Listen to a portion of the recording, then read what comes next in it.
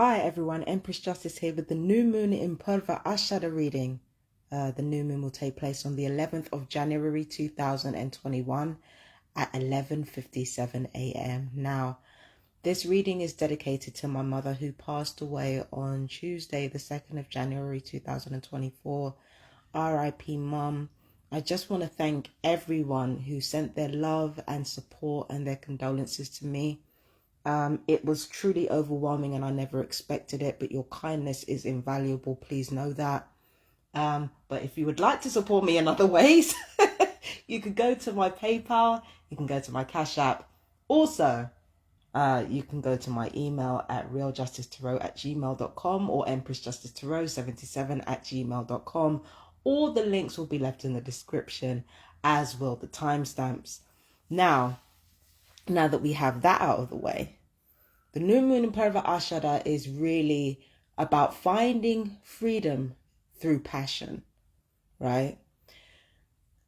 I don't know if you guys have noticed the vibe that Purva Ashada in Sagittarius puts out. You know, for those of you who are really, really enthusiastic about Vedic astrology, I don't know if you've noticed the passion and just the sheer can't live without you, can't breathe without you kind of love. Well, Purva Ashada teaches us that we can only find freedom through what we love and even who we love. It's a type of freedom that is spiritual rather than physical. It is emotional liberation. And we can only find that through finding what we truly connect with. And Purva Ashada is absolutely great for that. And given the fact that it's a new moon, it actually gives us license and the freedom for us to explore our passion and to find freedom through that passion. But I want to go over, the entire picture of the new moon. As always, I want to go into detail about it. So first I'm going to go into the overview, which I've got for the notes here. So the notes I've got are philosophy, originality, entertainer, and the stage. So it seems like love takes on a more physical expression. But let me get to the rest of the notes and then we can talk about Purva Ashada's influences further. So we've got purification, energy, victory, and optimism. Hold on. Caretaking, nurturing, food abundance, and relentless work. Being orientated towards the future, being able to separate one thing from another thing, and confidence, right? We've also got partnering nature, gentility, softness, because Purva Ashada moon tends to be a little bit softer than Purva Ashada in, for example, the sun, right? We've got being easily influenced, which in this case is a good thing, and I'll explain why in a minute.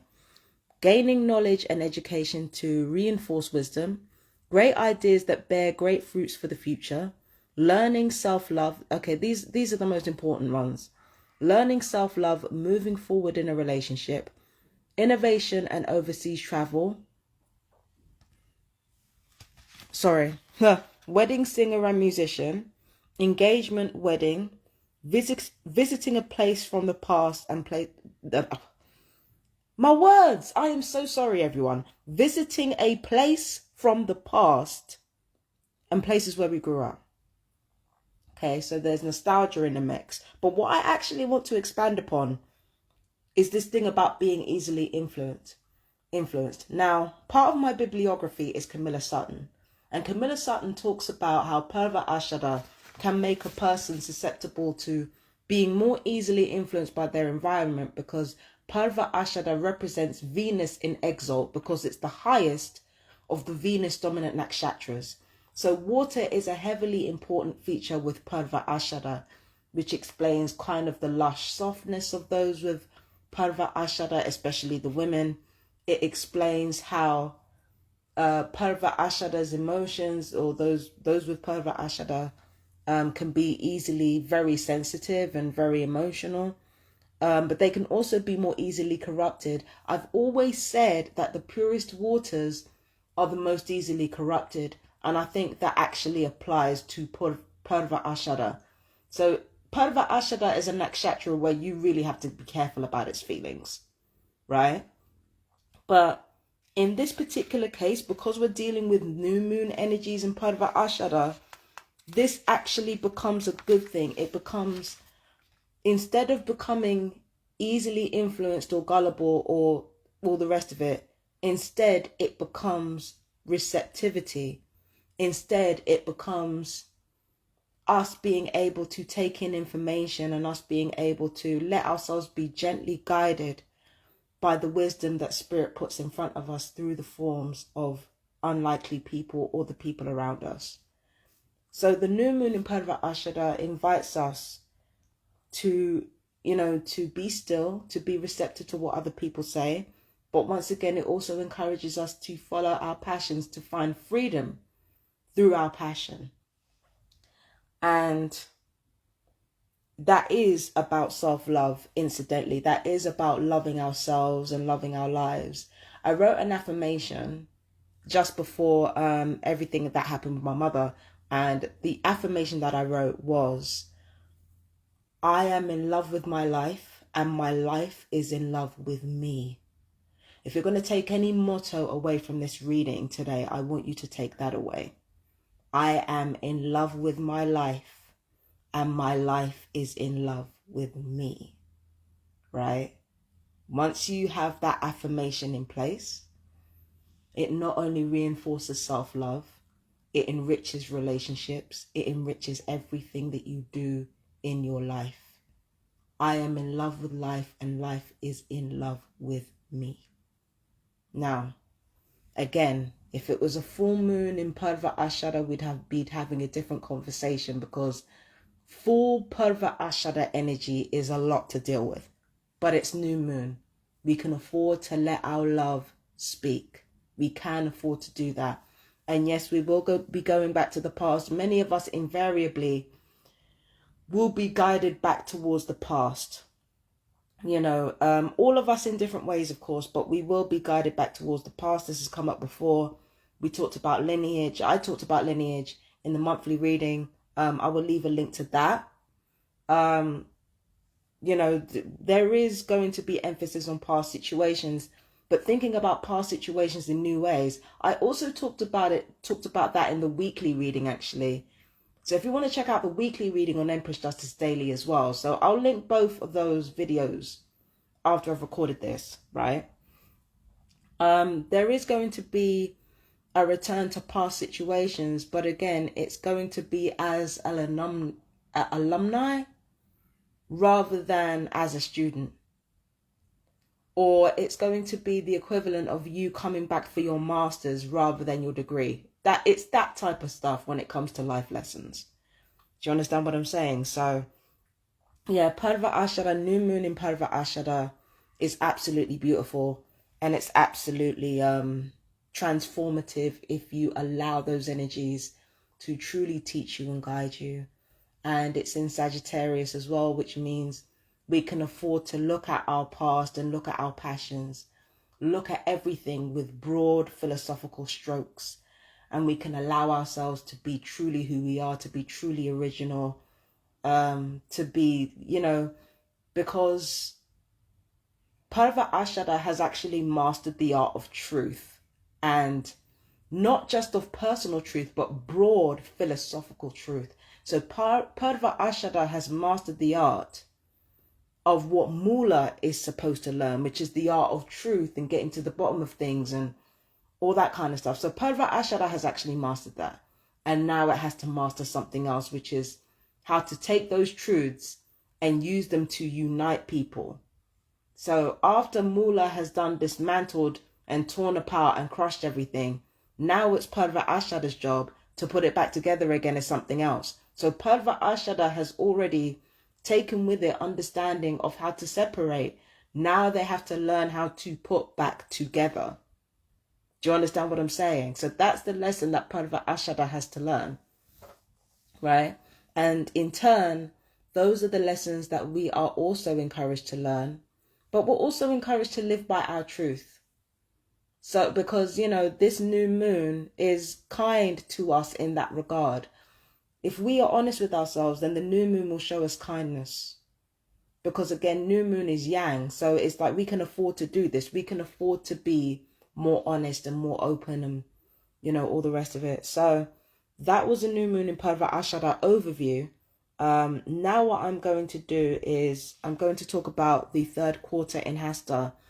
Now, the third quarter in Hasta, it actually took place earlier on today at 3:30 a.m. in the morning. So it was the third quarter moon in Hasta in Virgo. And then it was the ascendant in Vishaka in Libra. And then it was Purva Ashada sun. So first of all, I want to point out that Vishaka and Purva Ashada have a very interesting relationship, because both of them, well, in terms of Vishaka, the Libra and Vishaka anyway, both the Libra and Vishaka and Purva Ashada both have Jupiter and Venus influencing them. They both have these qualities of uniting different elements or disparate elements together. It's just that they have different ways of doing it, because whilst Vishaka brings disparate elements together by going into the disparate elements, by joining their world rather than, you know, just looking at it from a distance, Purva Ashada brings a separate world in. Vishaka goes outwards towards a separate world. And then when both of those elements are together, we find ourselves taking in different elements and going towards the different elements, which gives us a whole new perspective on how to attain the cultural ideals and the physical perfection that Hasta demands. So we do reach the idealization of our, you know, of our true selves, the ideal version of our true selves. But it's ironically through, like, it's through everything that doesn't represent our cultural ideals, if that makes sense. Like we become the most ideal versions of ourselves by actually moving away from it. We actually move away from this ideal of ourselves, like this perfect ideal of ourselves. We move away from it, and thus we end up becoming it. It's an interesting development here, but again, this is actively encouraged. This is actively encouraged in, you know, in how we relate to ourselves and how we proceed forward in being of service to the rest of the world. So, you know, because these things are important. If we learn how other people work, how the other side works, and we learn how to take what's been destroyed and put it back together in a way that is more harmonious, once we learn to do that, it's easy from there to actually be able to reach an ideal that we never reached before. It's all about taking things apart and then putting them back together again in the case of Purva Ashada. And it's also about,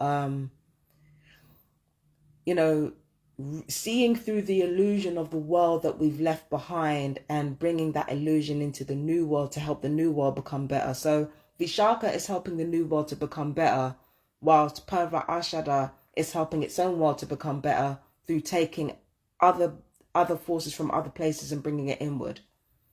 So it's a mixture of those two things happening that allow us to be of service to the world in meaningful ways and to reach an ideal from our background or even from all the things that we are interested in. It allows us to reach that ideal, to reach that pinnacle of idealized perfection in our own ways, right? So that is the Hasta third quarter. And because it's the third quarter, because it's a waning moon, we are advised to, you know, to take on Hasta's energies of grounding these in, you know, the incredible imagination that Hasta brings and turning it into physical forms of creation.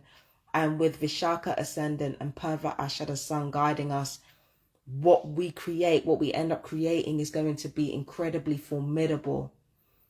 Now, the only thing is that you have to be careful with Hasta's energies, because Hasta can be very anxious and Hasta can have a lot going on, you know, in the imagination. So the best way around it is to actually work, you know, engage in more physical work. Like, because of this moon combined with the grief that I'm going through right now, it's actually better for me to work, and it's better for me to take all my influences and all my past experiences and then turn it into something that I can utilize and that ultimately serves other people. Hence why I'm doing this new moon reading today.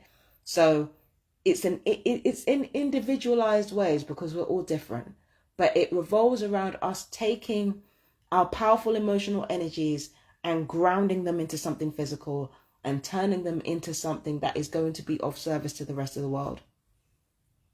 So we're taking disparate elements, we're taking elements that are different to us, combining those things, and then what we're doing is we're bringing it back, combining that with our own imagination, and we're creating something that is incredible, ultimately. Well, relatively so. This is a lunar reading.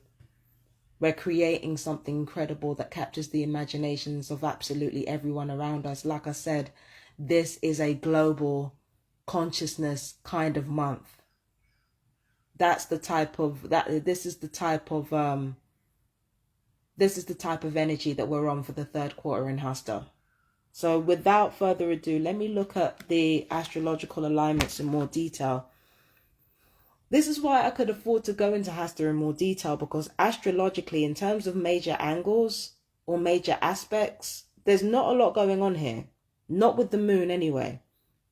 The only major aspect that I can see in relation to the relevant planets is the moon squared the sun. Of course, like I said before, they want to achieve the same thing, but they do it in different ways.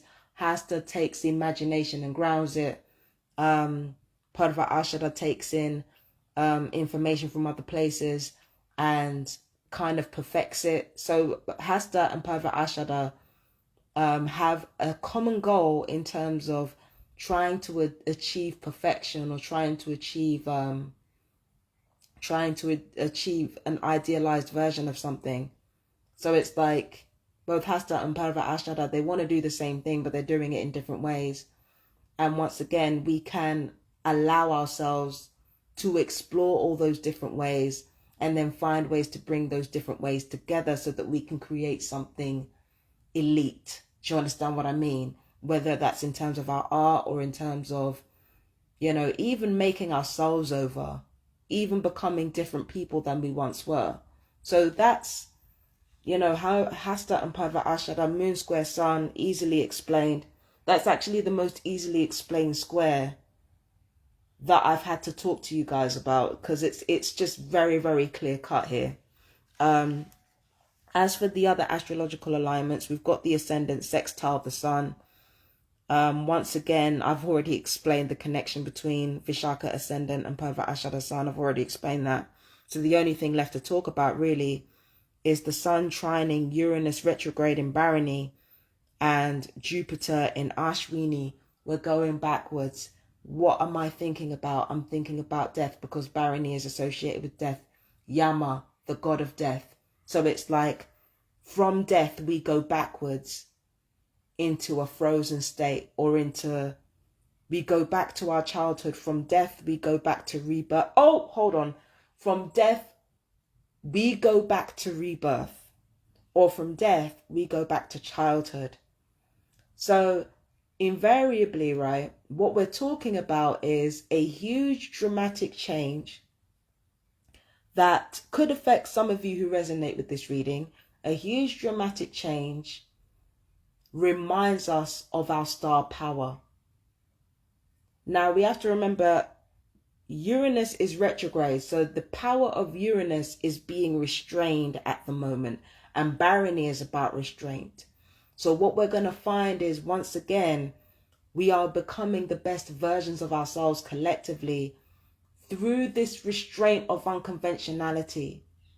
Barony is not so unconventional when Uranus is not, when Uranus is not direct. When Uranus is not direct in Barony, it means that Barony can actually be its more restrained self, because the unconventionality of Uranus is not hindering it.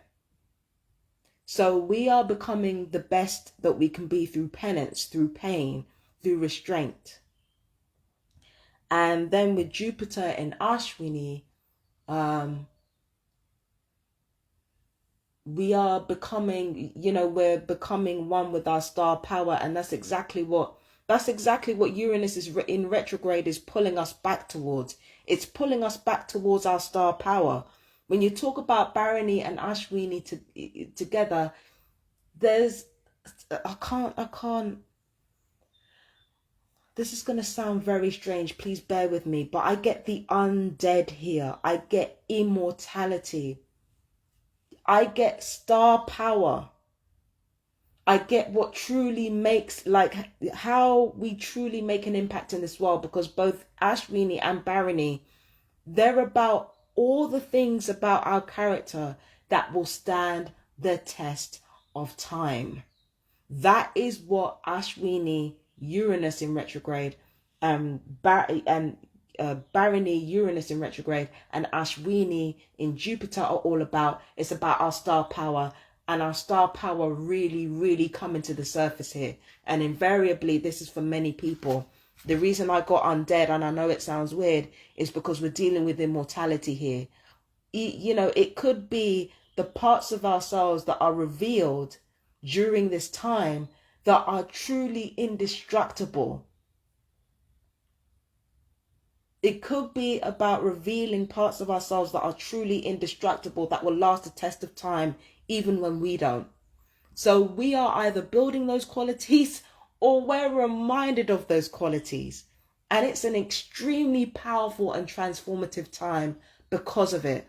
And with Hasta's influence, like, come on now. Man. You don't hear me though.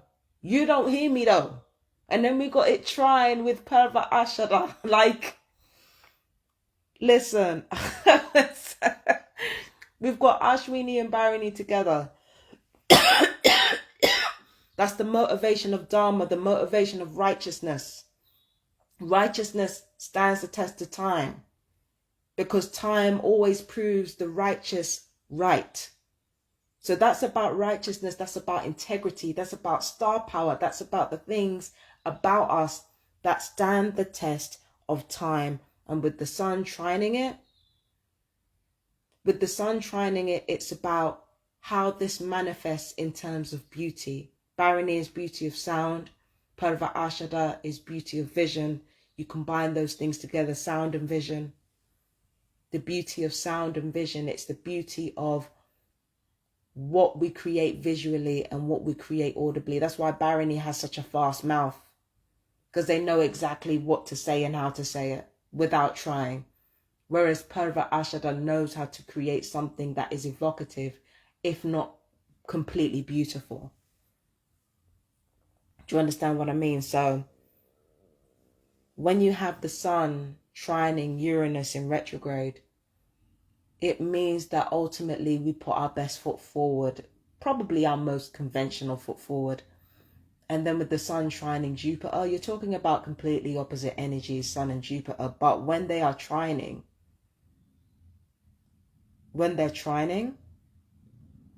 what we are left with is the most incredible and frank warmth and love and spontaneity.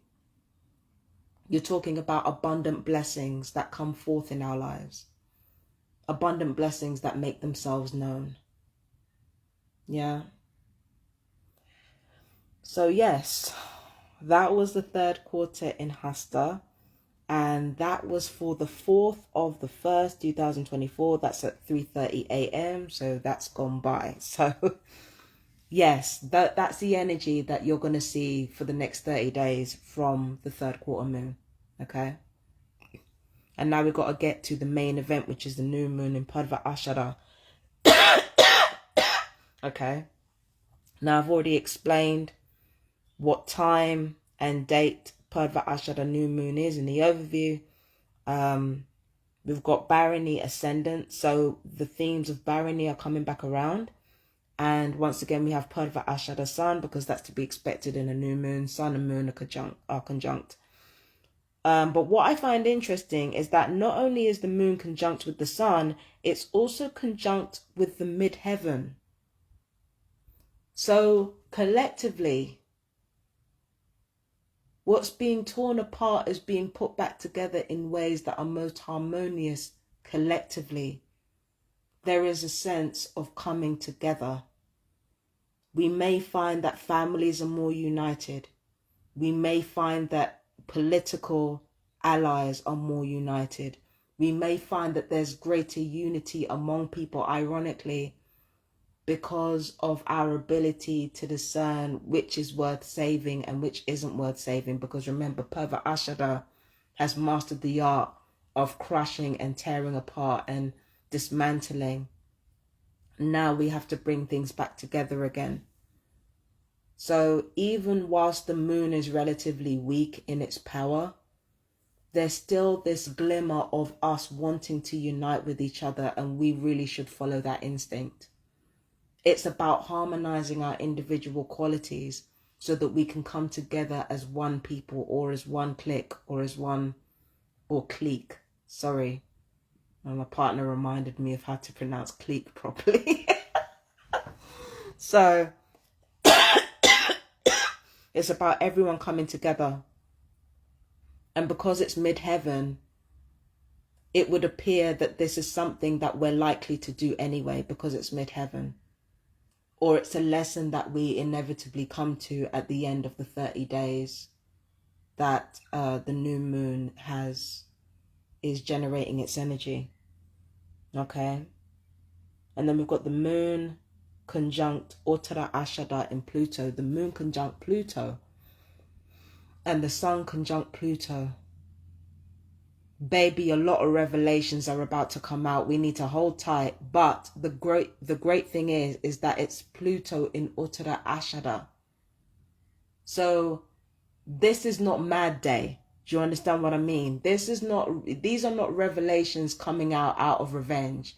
These are revelations or deep-seated truths that come out because of Purva Ashada's desires to heal and come together. Do you understand what I mean? Where Purva Ashada tends to fall down is being too forceful about trying to bring things together. But again, because Purva Ashada is in the new moon, we can afford to be more forceful about it. Uttara Ashada will come along and remind us of deep-seated truths in relation to the conventional so-called wisdom of the material world. There are deep truths that come out. And when they do come out, instead of us being divided, we will be united. I'm not saying that we need to be. I'm telling you guys that's what will happen. When deep truths come out, people will unite. This is the truth. All right? It will be painful because there'll be a reckoning. It will be painful, but it will be worthwhile because now there are powerful alliances being built in truth. That's the most powerful alliance there is. Purva Ashada again, an alliance built in truth is insurmountable. Let me just say for the record, I know Anuradha has nothing to do with this, but I've got to bring this up. I've got to bring this up because Anuradha is to do with true love as well, but it's to do with the true love whilst navigating the truth of how we feel.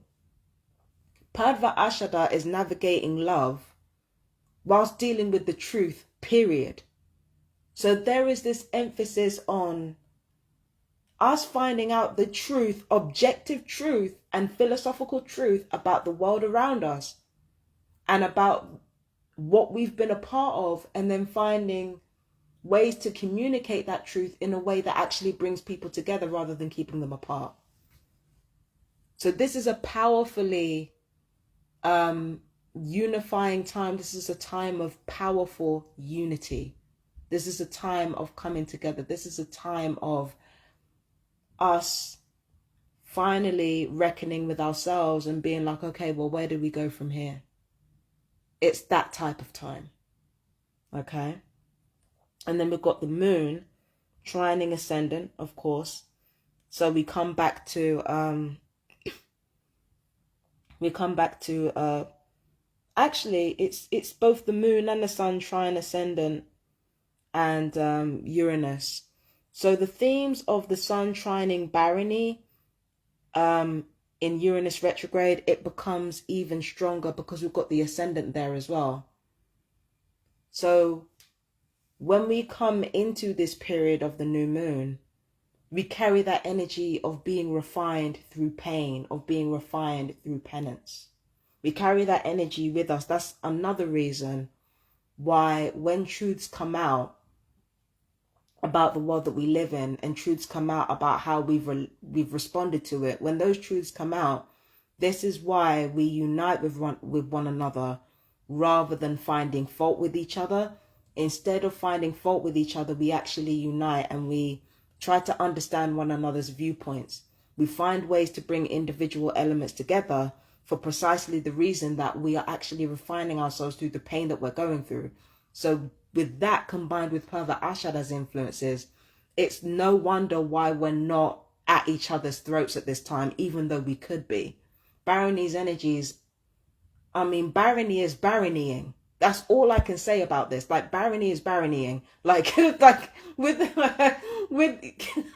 I'm sorry, with Uranus's energies, like not restraining barony at all, it's doing its thing. It is doing its thing.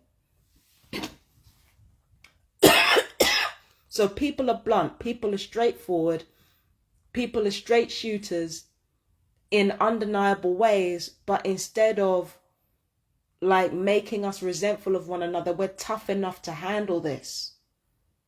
Because Purva Ashada has already made up its mind that in truth we will unite. Purva Ashada has already made up its mind. So it doesn't matter how truthful we get, how brutally honest we get, we will come together. We will come together. So this is a time of powerful, powerful unity. And then we've got the moon sextiling Purva Bhadrapada in Neptune. This is where it erodes away all the ego and all the, Purva Bhadrapada's need to be the man. Like that's all eroded. And what's left is the authenticity of Purva Bhadrapada. What's left is the emphasis on the non-material. What's left is the emphasis on the spiritual, which Purva Bhadrapada is actually very, very powerful, and it's very powerfully spiritual. So with this sextile here, there's truth and authenticity. We're coming back to that. We're coming back to that authenticity. We're also coming back to water. Remember, Venus is an exalt in Pisces, and Purva Ashada is the highest Venus dominant nakshatra. So it mimics Venus in exalt, and then it's sextiling a tertiary planet that is arguably associated with Pisces. Well, not arguably, it's associated with Pisces. So it reinforces that aspect of purity and that aspect of needing to be as pure in the influences that we take in as possible. That's why truth is so important. And then on top of that, the fact that Neptune erodes away at the ego, at the condescension, at the unnecessary mercilessness of Purva Bhadrapada, and just leaves the authenticity behind, just leaves spirit behind, just leaves the rich emotional vulnerability behind. Like, combining all those things together, it means that not only are we united physically, we're also united on a deep soul level. Because remember, Purva Ashada is double Jupiter. Not Purva Ashada. What may I talk about? Purva Bhadrapada in Pisces is double Jupiter energy. Meeting with Purva Ashada, which is more Jupiter energy, there's an emphasis on softness. There's an emphasis on coming together, like a sort of family vibration. Like, it doesn't have to be with your actual blood family. It could literally be with any clique that you're a part of. There's a sort of family unity that the new moon brings with it, and it's a beautiful thing. It really is a beautiful thing, and it's rooted in actual honesty and authenticity. It's not rooted in what we want the world to be or what we want one another to be. Okay, so that's absolutely stunning. That's absolutely gorgeous. Now, I love the squares. I don't know why I love the squares. I love the square aspects because they just tickle me. Like Purva Ashada squaring Revati in Pisces, and you know, Revati, Pisces, Rahu, and Chitra, like Chitra, Virgo, Ketu. Like, I'm laughing because this just tickles me so much. I can't explain why, right?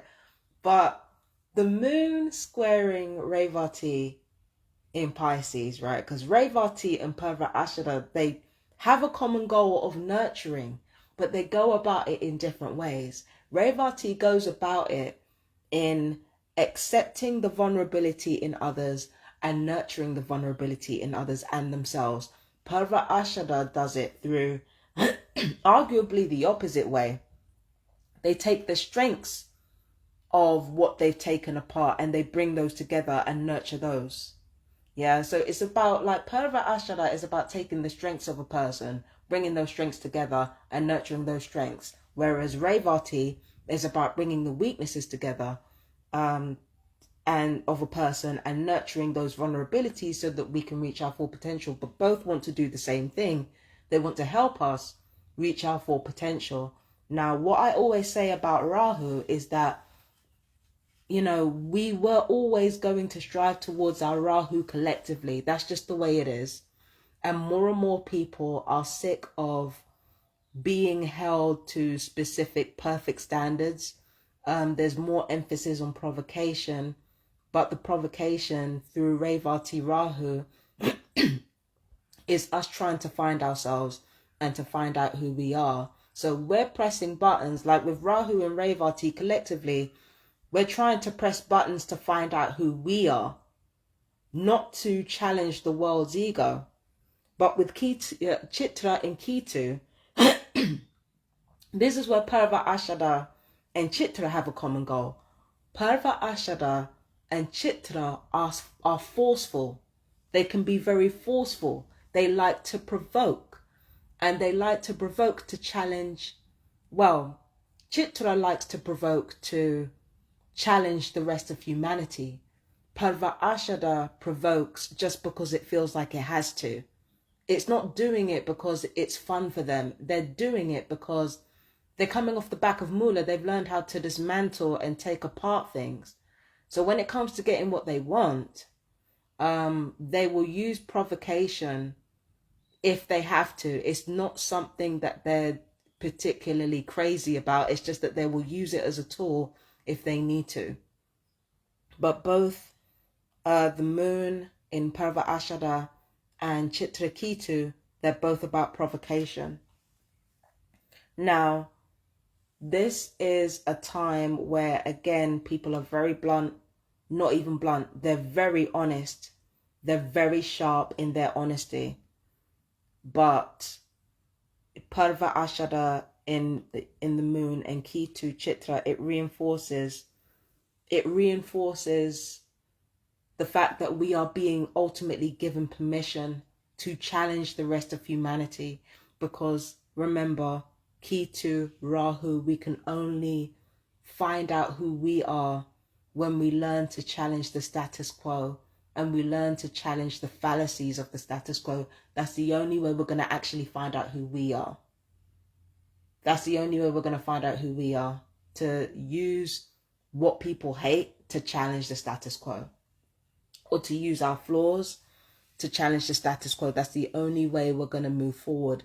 But luckily with Barony here, again, we're unlikely to be offended by one another doing this. We're unlikely to be offended by it. Because in our minds, we're going to be more motivated towards coming together rather than falling apart. So the truth, as brutal as it can be, as like formidable as it can be, it actually brings people together, which is a very rare thing. It brings people together, and we're actively encouraged to allow that to happen for the new moon in Purva Ashada. So, yeah, so that was the full moon breakdown. And now we're getting to the moment that I know I've been waiting for, because boy, I'm interested to see how this turns out. So we're going to do the 12 signs, right? And then we are going to start with Virgs, all right? So this is Uttara, Palguni, Hasta, and Chitra. All right, so let me see what's in store for Virgo, all right? I didn't moisturize my hands, so now they look ancient. My apologies, sorry. So for Virgo, we've got Daughter of Baskets, we've got the Three of Cups, and we have Abandonment.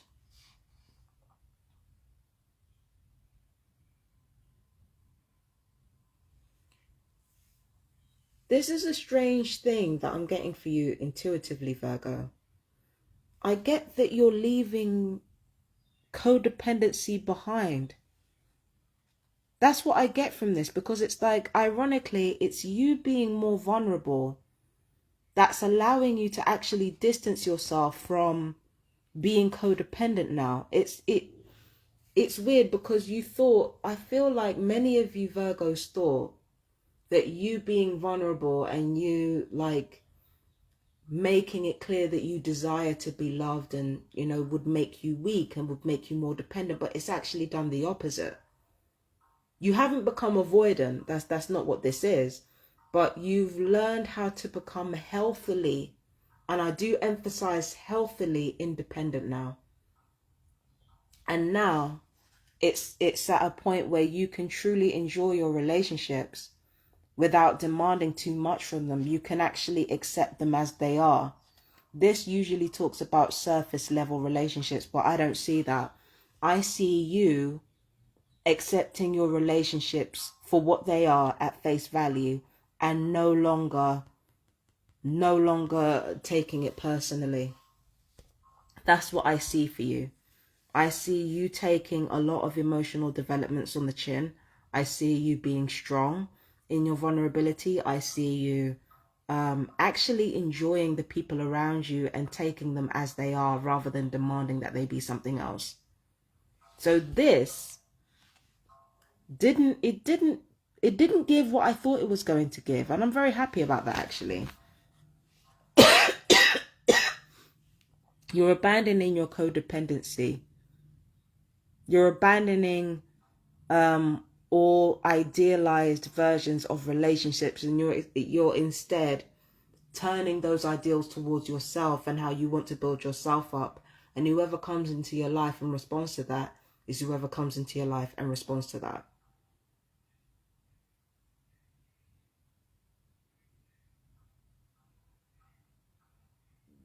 Some of you are going to leave toxic situations or situations that have never been good for you, and you're moving towards more positive situations. That's what I see for you as well, Virgo.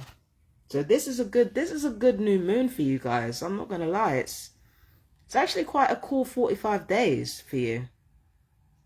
Yeah, I'm kind of here for it, honestly. And the houses that you need to focus on are your 1st and 4th, big surprise. So it's all about you for the new moon. Yeah. It's all about you, your interests, you know, how you respond to your personal or inner world. So this is a self-focused type of new moon for Virgos. Yeah. It's all about how you respond to your private world, and how your private world fits into how you develop your persona. So yeah, those are the things that you need to pay attention to for the new moon. Yourself and your home life, basically. So let me read the notes for you. We've got valuable memories, sensitivity, audition, Weddings and celebrations, Romeo, wedding singer, performer, mentor. Some of you are going to become more flamboyant. I did talk about that in the annual, not the annual reading, tell a lie, the monthly reading. I did talk about Virgos being more flamboyant and enjoying themselves more. And it seems like you're going to take that on board for the new moon. And on top of that, the most important notes that I've got for you are new friendships and new relationships. So new love, new friends, new acquaintances are going to come into your life that are more in line with who you actually are as a person. Because remember, first and fourth. So if it seems like you've been making alliances that are not of you, those are going to be removed from your life by spirit. And what will replace them will be people who are more in line with who you actually are as a human being. Like I said, truth brings people together. It doesn't divide us. So let's see what else I can get for you at this time.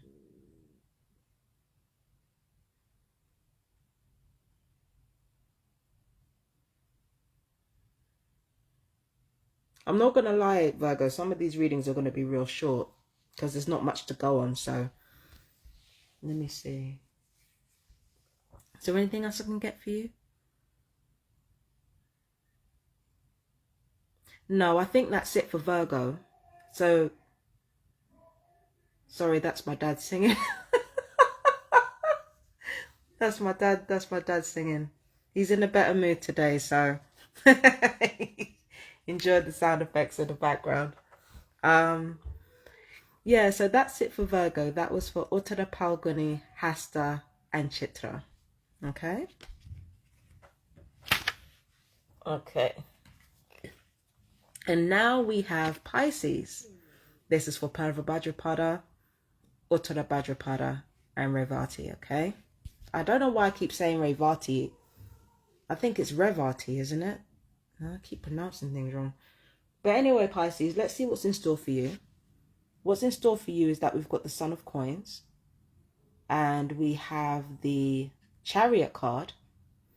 And we have gradual progress. Interesting. So, let me see what I can get for you intuitively.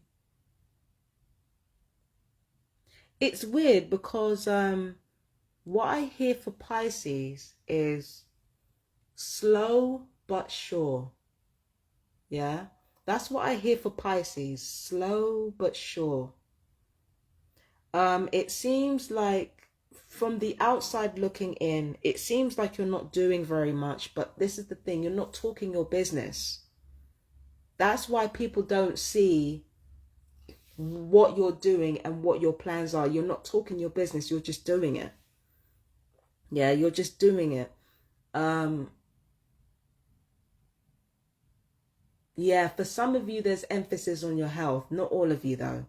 For the most part, what I get is that you're working at really, really big goals, but you're going about them gingerly. So it's like you're taking them bit by bit, and you're moving in silence because you don't want to talk yourself out of doing what you have to do. Like, some of you are actually getting bored with what you're doing, but again, you're moving in silence because you don't want to jeopardize it. This is closed. You're not talking. We're not talking, Pisces. You're just doing it. You're just operating on what you need to operate on. So let's see what else I can get for you. We've got career vision, long-term career plans, successful holiday, fun job, traveling to sunny places, many career changes, job restlessness, lots of travel, earning more money, money-driven change, and success in legal affairs. So yeah, all of this is professional. People think you don't have plans when you do. You have plans.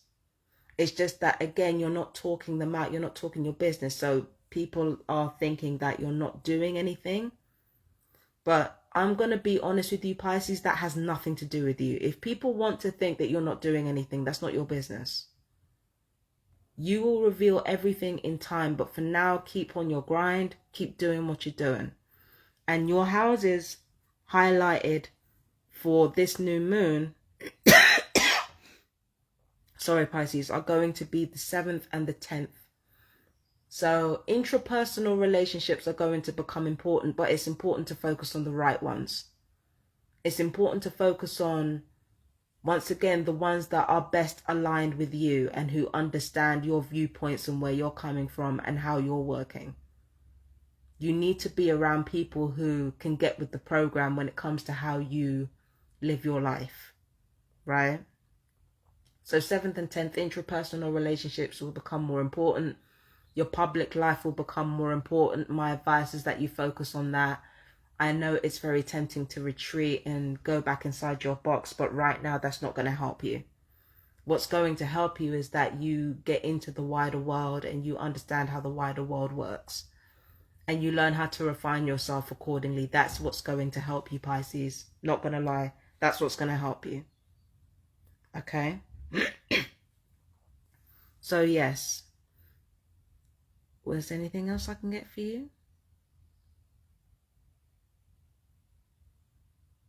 No, I think that's it for Pisces. So yes, that was for you.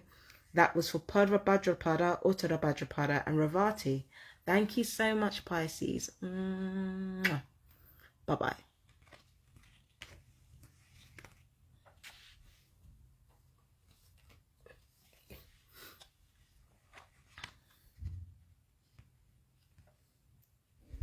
All right.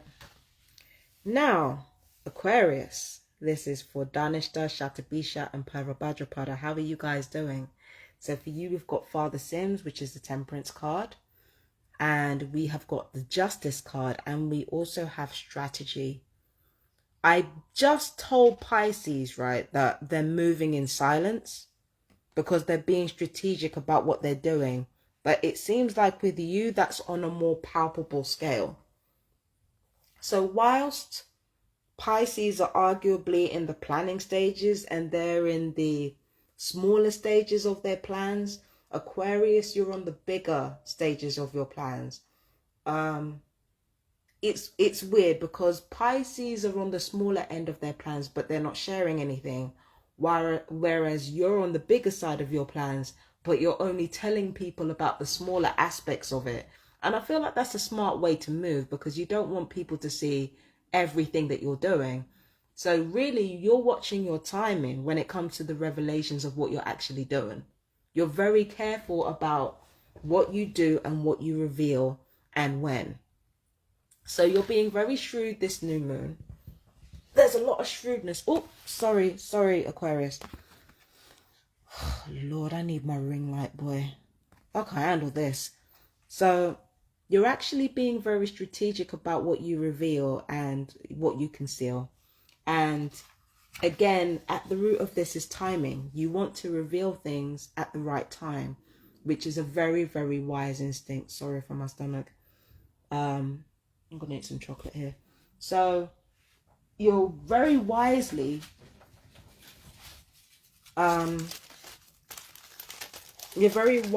operating on timing here.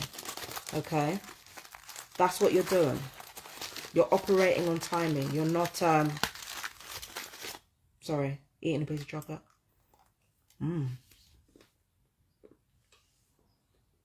Dark chocolate, Aquarius.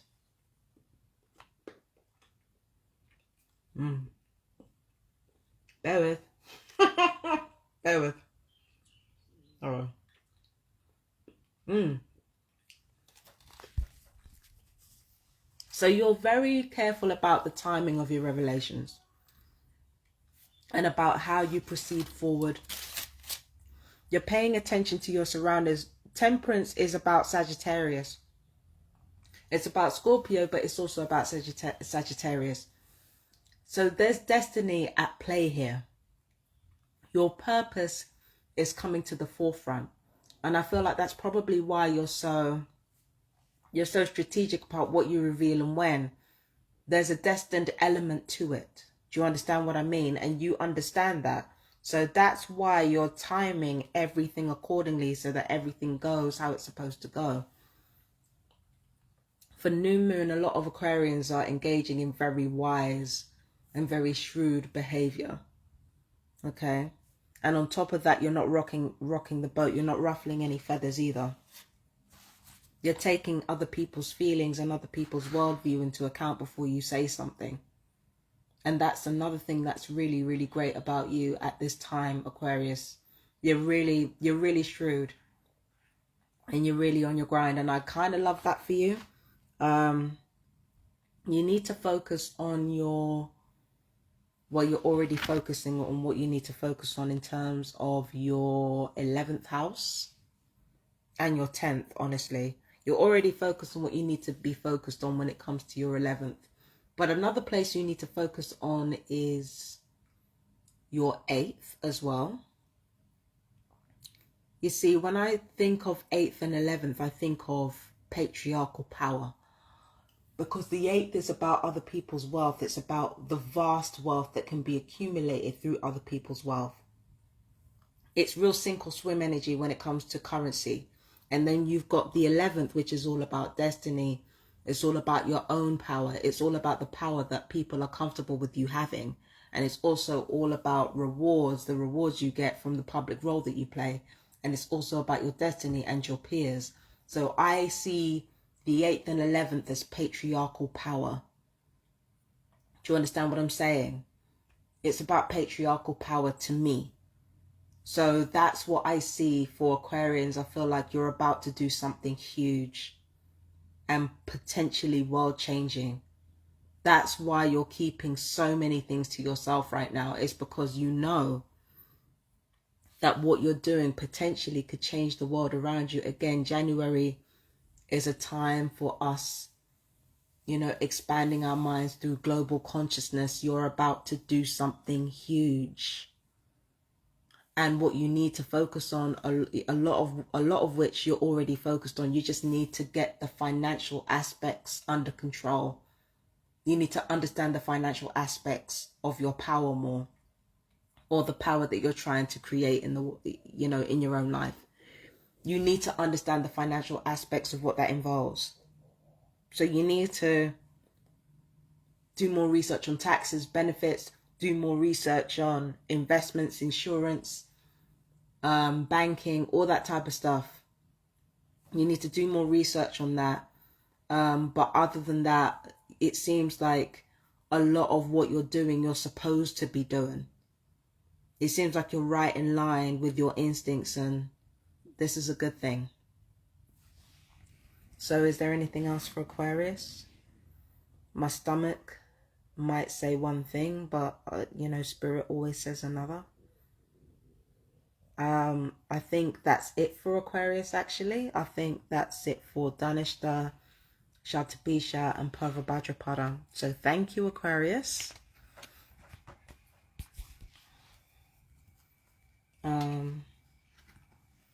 All right.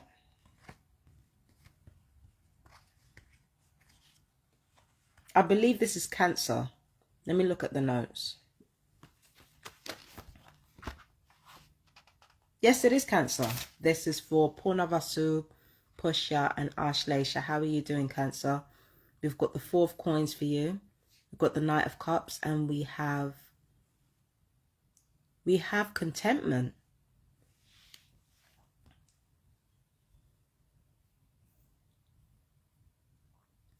Now, I told you, right, that emphasis should be more on your career than your love life.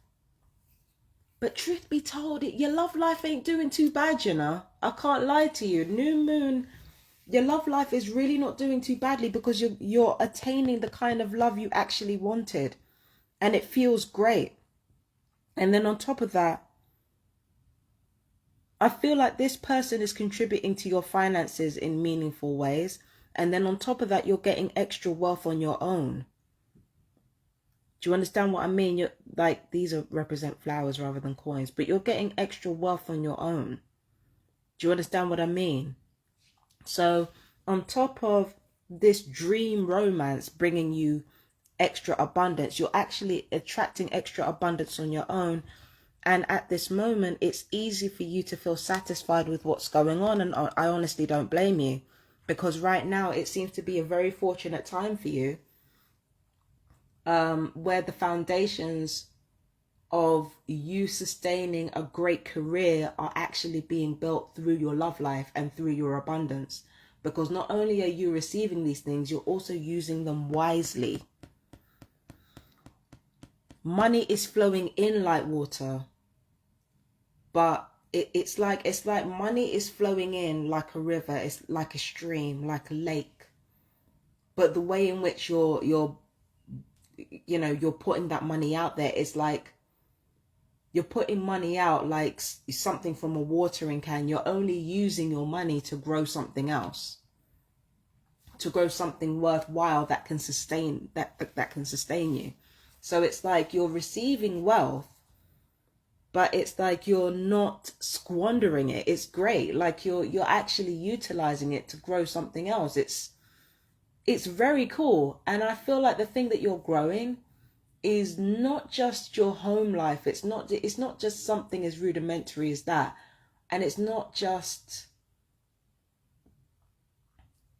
your career either. It's something bigger as well. There's something bigger going on beneath the surface, and you're kind of building your wealth towards that rather than just the rudimentary stuff like home or work or career. There's a bigger purpose that you're aiming towards, and that's why you're so intent on saving your money, because you're like, nah, I love this. Don't get me wrong. I'm eating good.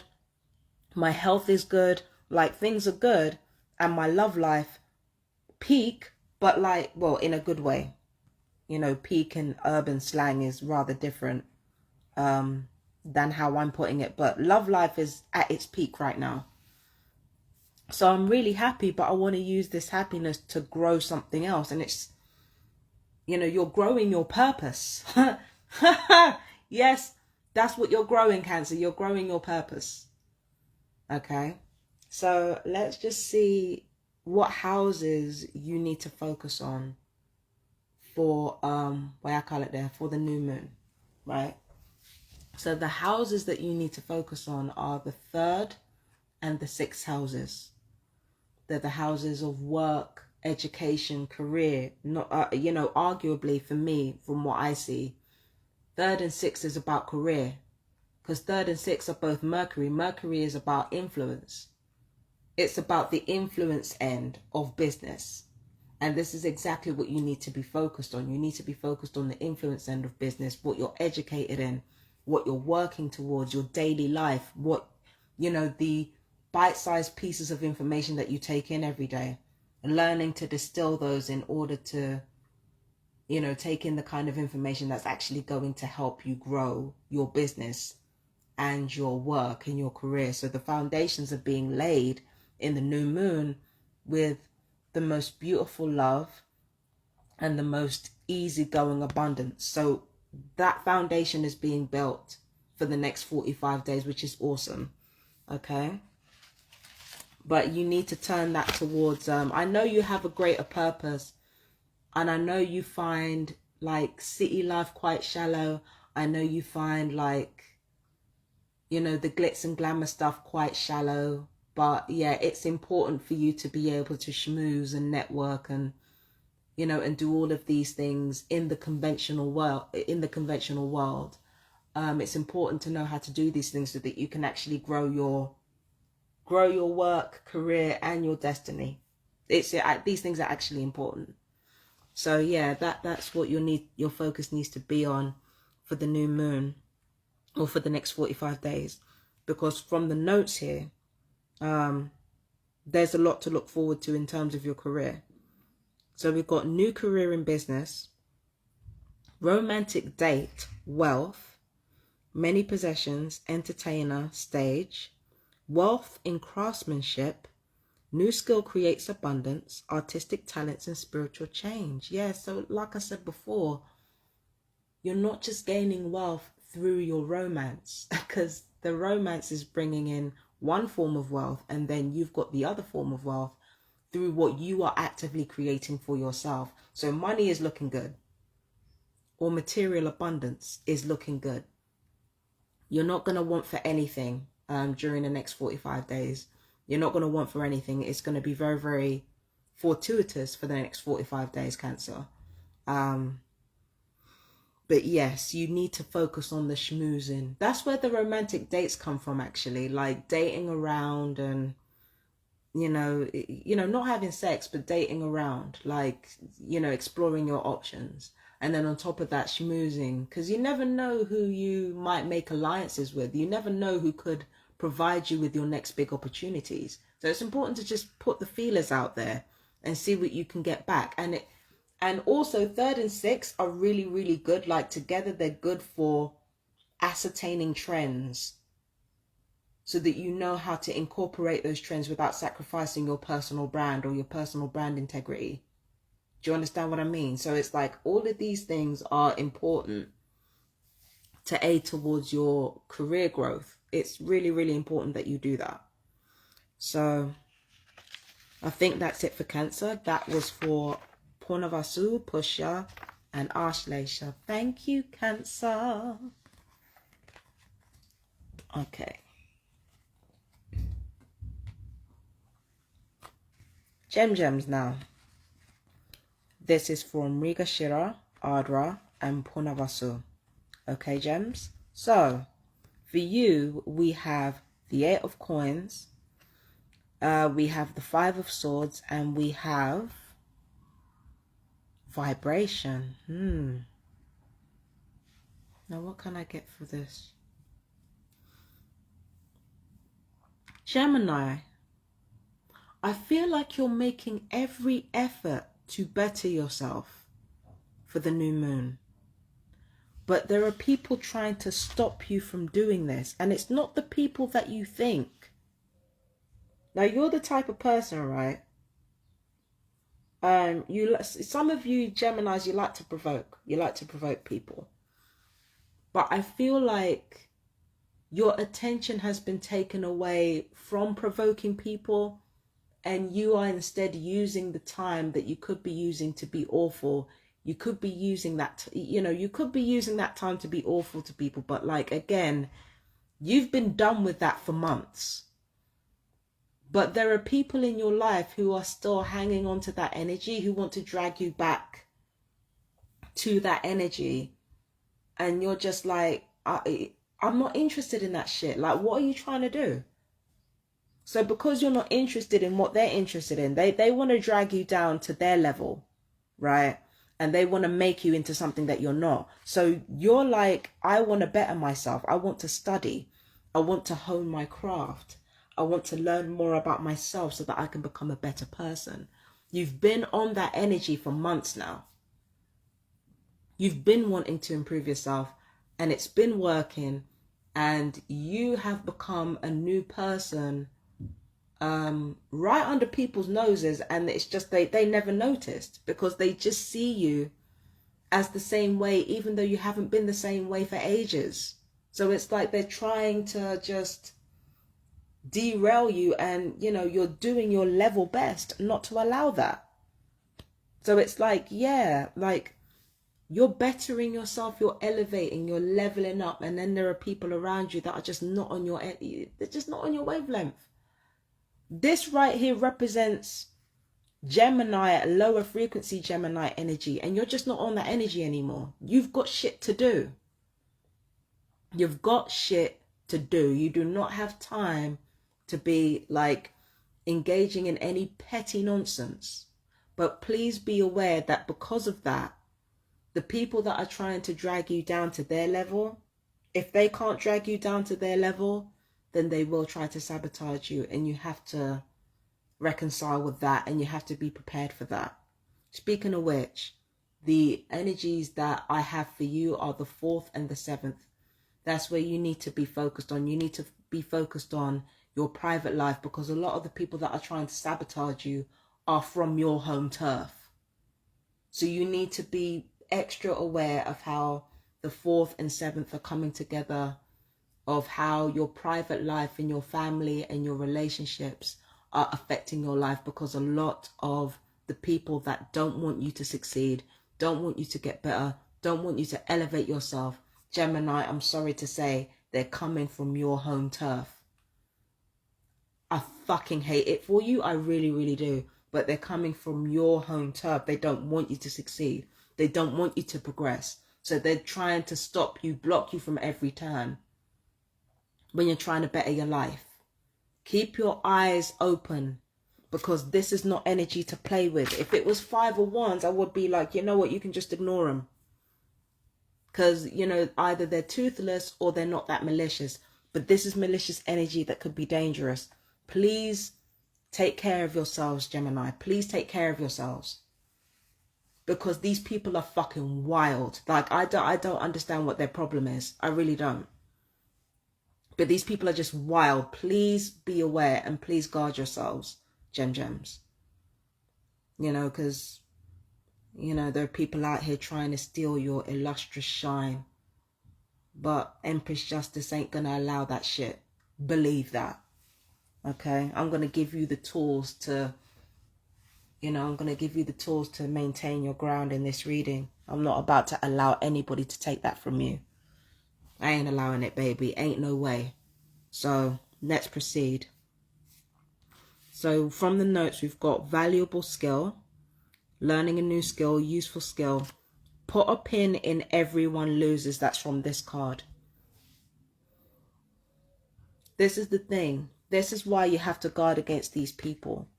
Because they're not going to win. But they're going to do something like when they try to sabotage you. These people will do something so stupid that it won't just harm you, it will harm them as well. And thus their actions will be in vain because everybody's hurt. So instead of allowing them to hurt everyone, watch their behavior, monitor their behavior closely. And I can't believe I'm about to say this. Plant seeds. Plant seeds in people's minds. Do it subtly. Don't let them think that you're talking shit about someone else. Don't let them think you're doing that. But learn how to plant seeds. Usually I'd say this is conniving behavior and this is manipulative behavior. But that's what this situation calls for, because the people that are trying to sabotage you, they know how to manipulate everyone else. So you've got to use those keen Geminian instincts of yours to manipulate back. Plant seeds. Don't be overt about it. And then let the chips fall where they're made, because that's how you protect yourself. If you make yourself too obvious, you have to protect yourself. But if you make yourself too obvious and you make it too much about integrity, then it gives them carte blanche to come down to whatever it is that you're doing and ruin it. That's why I say, like, plant seeds. Don't say something right off the rip. Plant seeds. And then when those other people sabotaging you from the inside, when they start, you know, when they start doing their thing, it means that the people that you've spoken to are more watchful of the people trying to sabotage you. That's how you have to play it. And I know it, again, I know how it sounds. It sounds like some Game of Thrones shit, but if anyone can navigate this, it's you. If anyone can navigate it, it's you, Gemini. Because one thing about you, right, is that you might be, you know, provocative, but provocative and reckless are two different things. You are not reckless. And real talk, Gemini, a lot of you ain't sloppy either. You're not sloppy. Somebody with an 8th house in Capricorn is not going to be sloppy. So those are things that you have, those are tools that you have that you can use to your advantage. Do you understand what I'm saying to you? So use those to your advantage, Gemini. Don't let anybody try to take from you what you've worked fucking hard to get. Don't do that. Don't let them take that from you. Do you understand? Don't allow these people who are used to you being low frequency, you know, don't allow them to drag you down, and don't allow them to take shit from you. You worked hard for this. Do you understand what I'm saying? So that's you, Gem. Let me see what else I can get for Gems.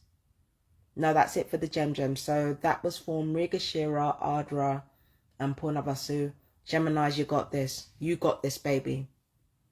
Just be strong and be shrewd. Like we all know you are.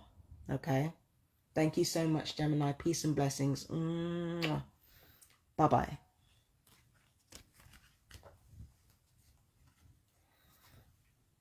Okay, Scorpio. Scorpio. Big number 2 energy, first of all. All right. So what's in store for Vishaka, Anuradha, and Jeshta? Now, the reason I say number 2 energy rather than 3 and 2 is because arguably this card right here, Gula Jack, the sacrifice card, the hanged man card, it represents the energy that number 2 is coming in with, like self-sacrificial energy or willingness to sacrifice. That's the energy that it comes in with. And the energy that it projects onto the world is the image of strength and justice, because it's already coming from the perspective of selflessness. Now, that's the energy that you come in with, Scorpio. You come in with this selfless energy. Now, I know you guys have been on your grind, and I know you're about to succeed in your grind, especially this year. But where the new moon is concerned, where the next 45 days are concerned, you're actually not focused on yourself and your own dreams right now. You are focused on, you're focused on actually doing things for other people. You're focused on doing things for others. You're focused on, you know, actually putting boots to the ground in service of other people.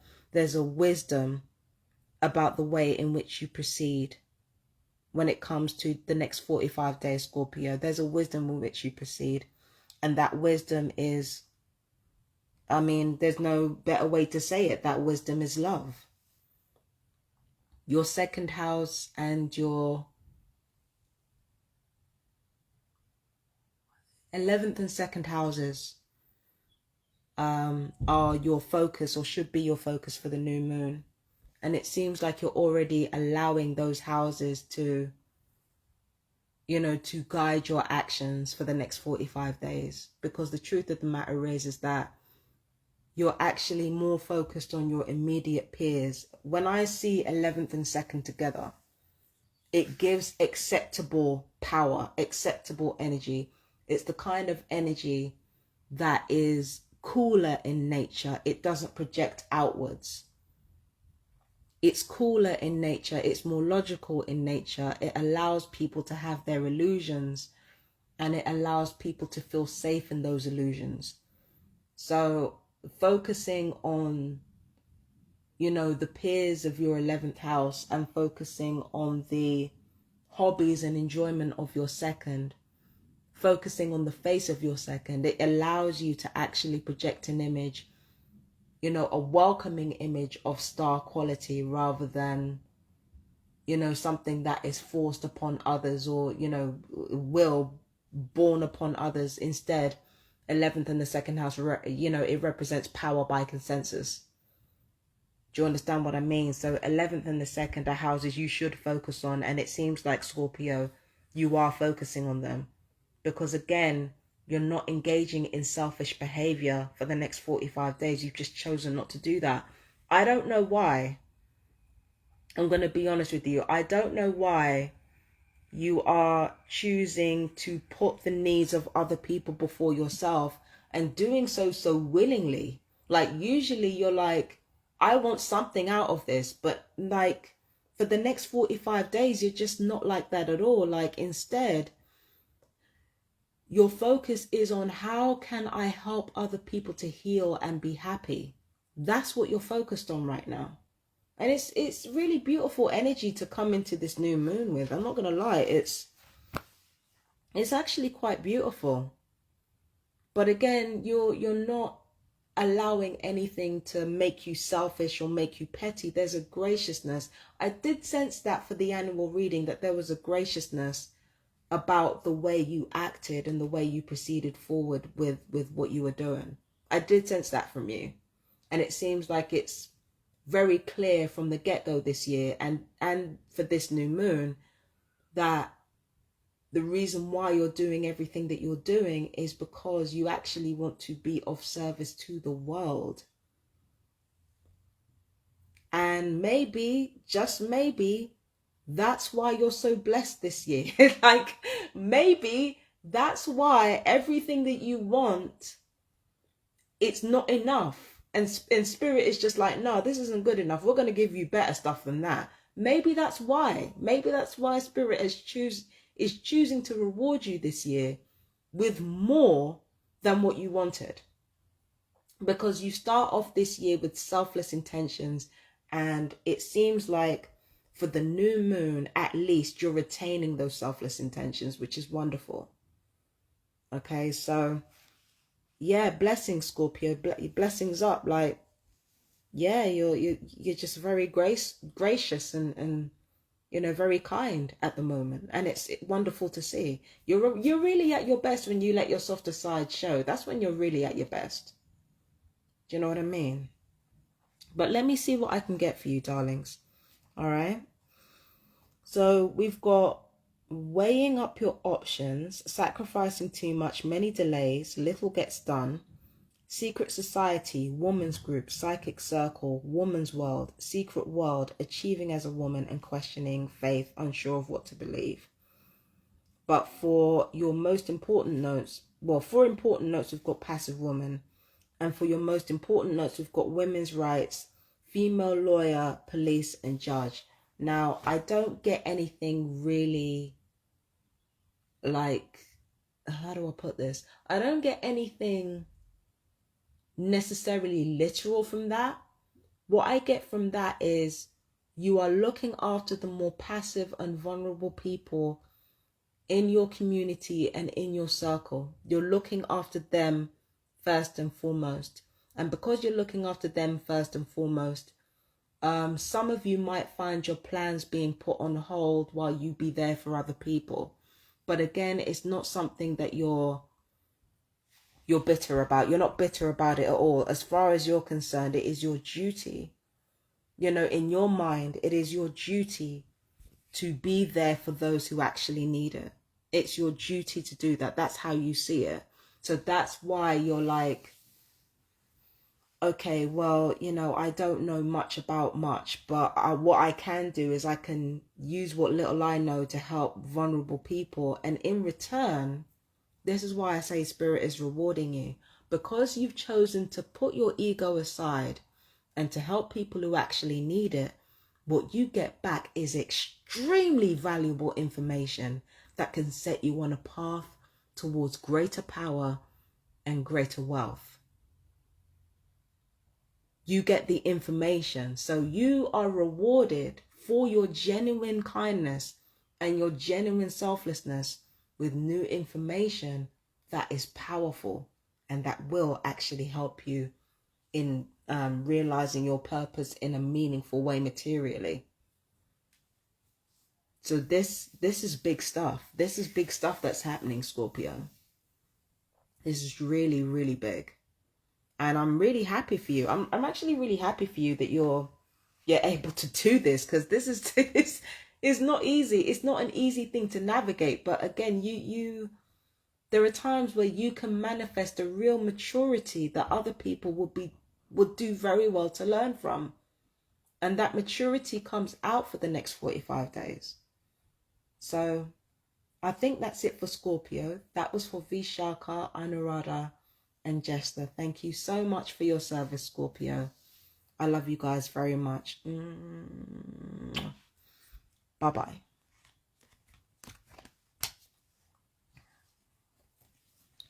Sage. So this is for Mula, Purva Ashada, and Uttara Ashada. How you going? How you doing, Sagittarius? I never get tired of Sage. I never get tired of that shit. Sorry. I never get tired of that. Okay, so Sage, what cups have we got for you? What cards have we got for you? We've got the Son of Baskets, which is the Knight of Cups. We've got the World card, and we have Synthesis, bringing all kinds of things together, like Purva Ashada is responsible for. So we've got bringing things together. And like hang on, is it Virgo? I think it's Cancer. Like Cancer, you are experiencing the kind of love that you've really been looking for, but there's a groundedness to it. unlike, I don't know, unlike Cancer, who has to focus on the surface level, this type of love that you've been looking for, it's staying. This is the type of love that's going to last in your life. This is big. This is representative of a cycle that you've come to, and now a new cycle is about to begin in your life. And I feel like it's a result of the love that you've wanted all this time. I feel like that's as a result of you allowing different influences in your life to come in, and you finding a way to harmonize them towards something that's high quality, or something that, yeah, you've taken different elements from, you know, different people that have come into your life, and you find a way to harmonize them using truth to gain something of exceptionally high standard. And I feel like this is in the way that you've actually reinvented yourself, more than anything to do with career or anything like that. Because, Sag, your houses highlighted are your 1st and your 10th. So I feel like this right here, truth and love coming together, and you harmonizing and you refining all the aspects of, you know, of people's character, different people's character that you've incorporated into your life. Like, you've synthesized all of it, you've kind of harmonized it, and you've turned it into something high quality, something powerful, something great. That's what you've done. And now the only thing left to do is to take that out into the world. This is representative of Sun and Saturn. You're talking about government, you're talking about politics. So you're taking everything, all the best aspects of every single person that you've ever met in your life, or every experiences that you've ever had. You've brought the best of all those experiences, and you've distilled them to reinvent yourself, or at least that's what you will do over the course of the 45 days. And ironically, it's getting the kind of romantic, you know, either you do this because you've gained the kind of romance that you wanted, or you get the kind of romance that you wanted all along because of all this. So it's weird. It's like you are becoming super Sag. The super Sag. You are becoming super Sag right now. That's what you're doing. You're becoming super Sag. Like, all this refinement, all this power, like, you're generating power. You've been generating power for months. So it's like you're becoming super Sag now. And it's incredible to witness. I like feeling this energy is wild. It's absolutely wild. Okay. And there's a global aspect to it, because there are also foreign people in your life that are going to play a part in your life too. But I'll get to that in a second.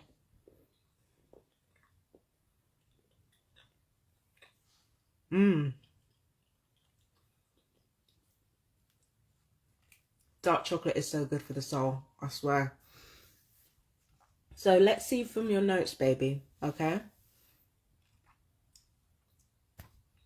Sorry, Sag. Bear with me.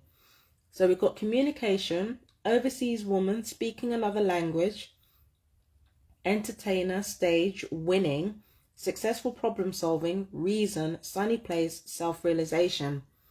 So again, you're becoming super Sag. And I feel like overseas woman, again, like when I see the word woman or I see the word femme, it's probably unfair to do so.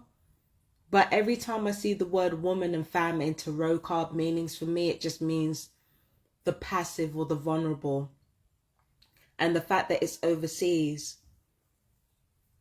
some of you might be, some of you may be more active in protests. I'm sorry. I'm sorry. I've got to be blunt. I've got to be really honest on this channel. Some of you will be speaking up more about issues with regards to Palestine and the Congo and Sudan, like any foreign people who are desperately in need of help or who are finding themselves genocided. Sagittarius, it's likely that you're going to become more involved in those endeavors. And along the way, you will meet powerful people or very influential people who are also of that same mindset, and you will come together in order to do something incredible and formidable. I do see that your life will be more fun. You know, you're doing heavy stuff, you're doing really serious stuff, but it doesn't mean that you're not going to enjoy your life. That's where this comes in, because the romance that you've got coming is so much fucking fun. And again, it's not, it's going to last. This is not fly by night love that you're experiencing here. This is fun. This is the kind of inspiring, fun energy that you've been dying for the longest time. So you receive that, right? And then on top of that, you know, you end up going to places that make you smile. You end up going to places that bring out the best in you. You do end up traveling for the next 45 days, like to places that bring out the best in you. So there's a lot of stuff happening that revolves around enjoyment and having fun and just cutting loose, and, you know, just the romance and the beauty of and enchantment of life. You're feeling it, but you're also very, very hyper aware of political issues. And if you can use your voice to help other people, you're going to do it. And along the way, you learn more about those cultures. You learn more about their ways of doing things, and it enriches your own life, because then you take those influences that you've learned and you use it to reinforce or refine your own life and become super Sag, like I said before. So it's like you learn from them and they learn from you, and you help each other improve, and you help each other become more powerful. So it's very, very powerful and potent energy. Once again, sorry Sag, once again, it's 1st and 10th house energy. It's the energy of being present. It's the energy of taking, you know, using your force to bear in the outside world. That's what it's about. It's about you bringing your personality and your force to bear publicly. Do you understand what I'm saying? So this is a powerful time for the Sages right now. And whew, I think we all should be fortunate that you're on the right side. I swear to God, we should all be thankful that you're on the right side right now, because boy, dang. So yes, Sag, that was for you. That was for Mula, Purva Ashada and Uttara Ashada. Thank you, Sag.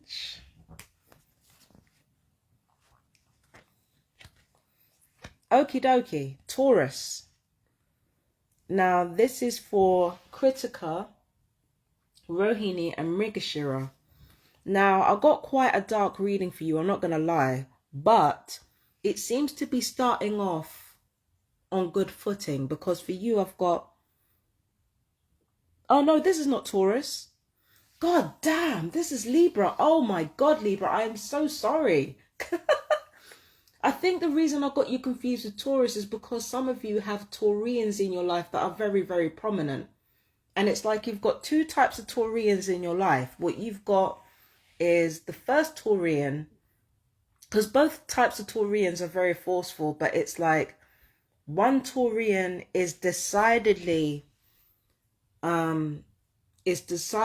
pro-Libra at this moment.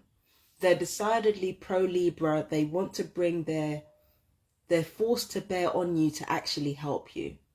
So it's like that's the type of Taurus that you're dealing with on the one hand. And on the other hand, you're dealing with the type of Taurus that just wants control. And that wants control over you. And that wants to fuck everything up. I'm very, very happy to say, Libra, that the Taurus who wants to fight for you, that wants to fight for you, will win. Because they will physically and legally overpower the Taurian that is selfish. That's what will happen. So the Taurian that is for you, they're gonna knock some shit over in a bid to protect you. That's what they're gonna do.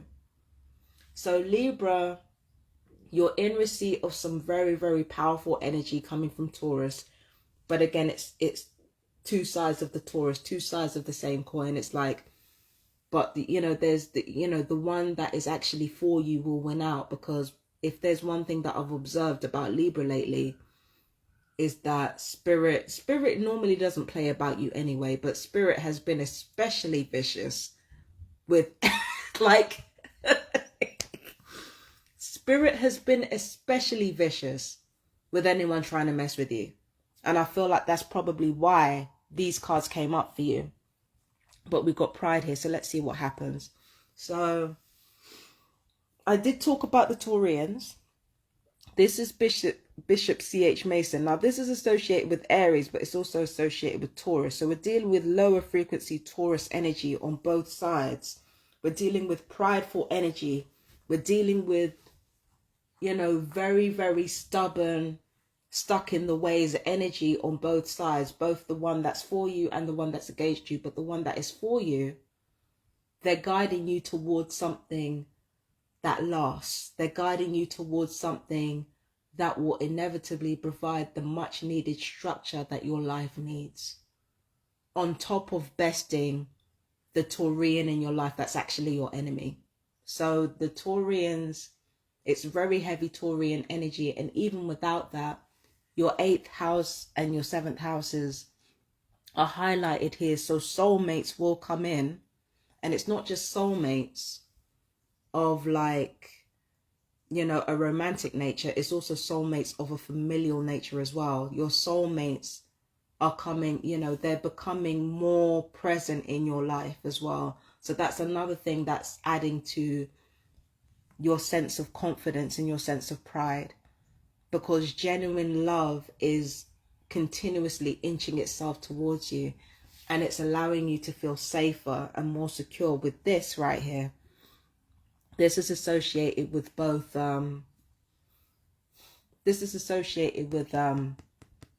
Pisces, okay? But it's the happier end of Pisces. It's the Pisces that is aligned with spirit. That's in your 6th house, I believe. That's your 6th house. So 6th, 7th, and 8th. There's a very, very keen emphasis on humbling other people. And with regards to the Taurian that's against you, you definitely do a lot of humbling there, okay?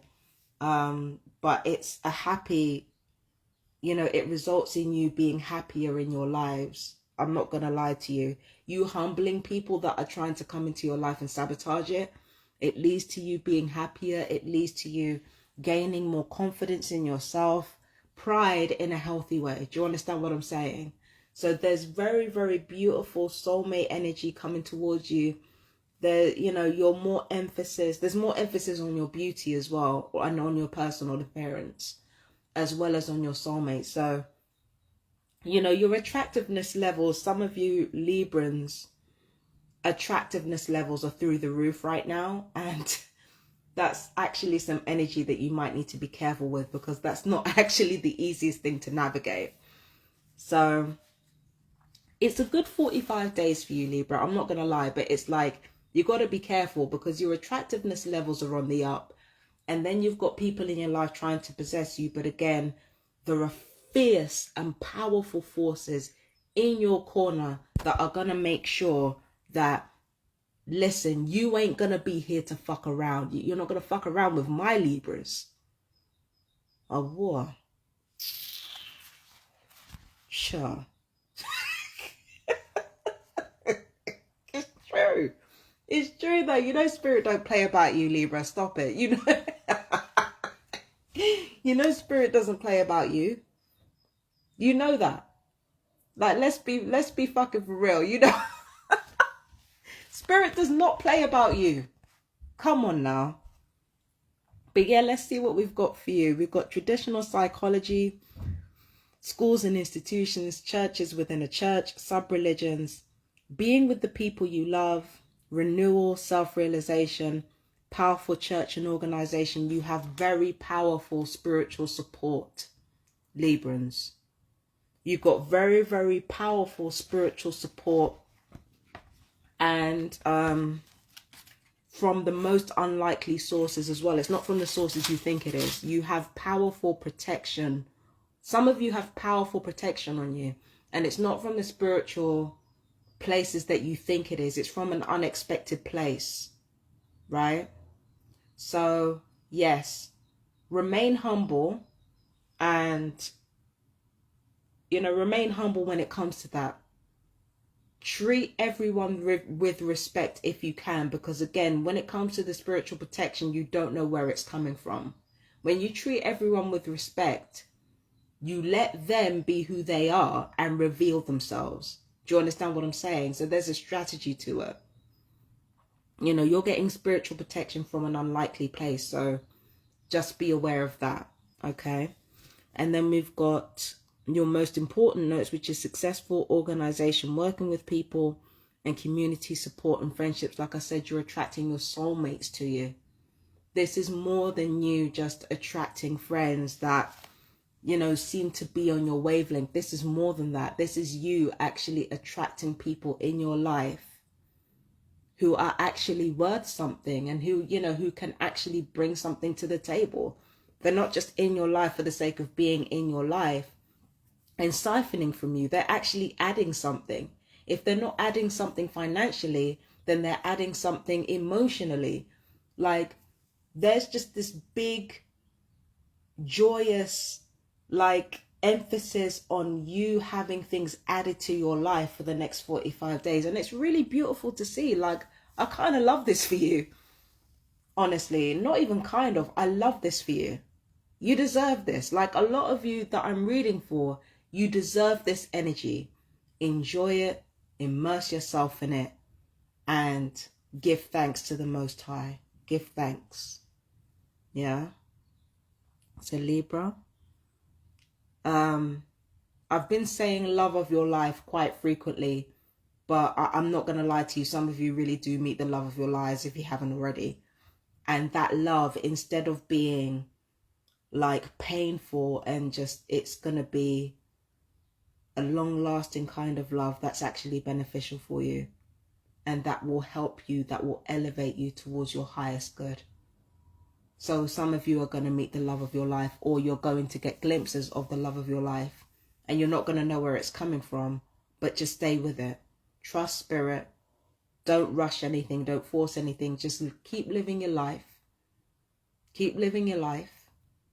Keep focusing on your 3rd and your 12th houses. That's abstract intelligence. That's the intelligence of the ether. Maintain faith in spirit as you keep going throughout your life. Yeah. 12th and 3rd, subconscious and communication, art and communication, the abstract world. Focus on your imagination and on, utilizing your imagination towards something good. Focus on that. Do you understand what I mean? And as for your hidden enemies, they're being dealt with. Once again, spirit does not play about you at all. Okay? So your hidden enemies, they're being dealt with. Don't worry about it. Okay? So that was for Libra. That was for Chitra, Swati, and Vishaka. I love you, Libras. And I'm sorry for that confusion earlier. I'm sorry for that confusion earlier. Take care. Peace and blessings. Bye-bye.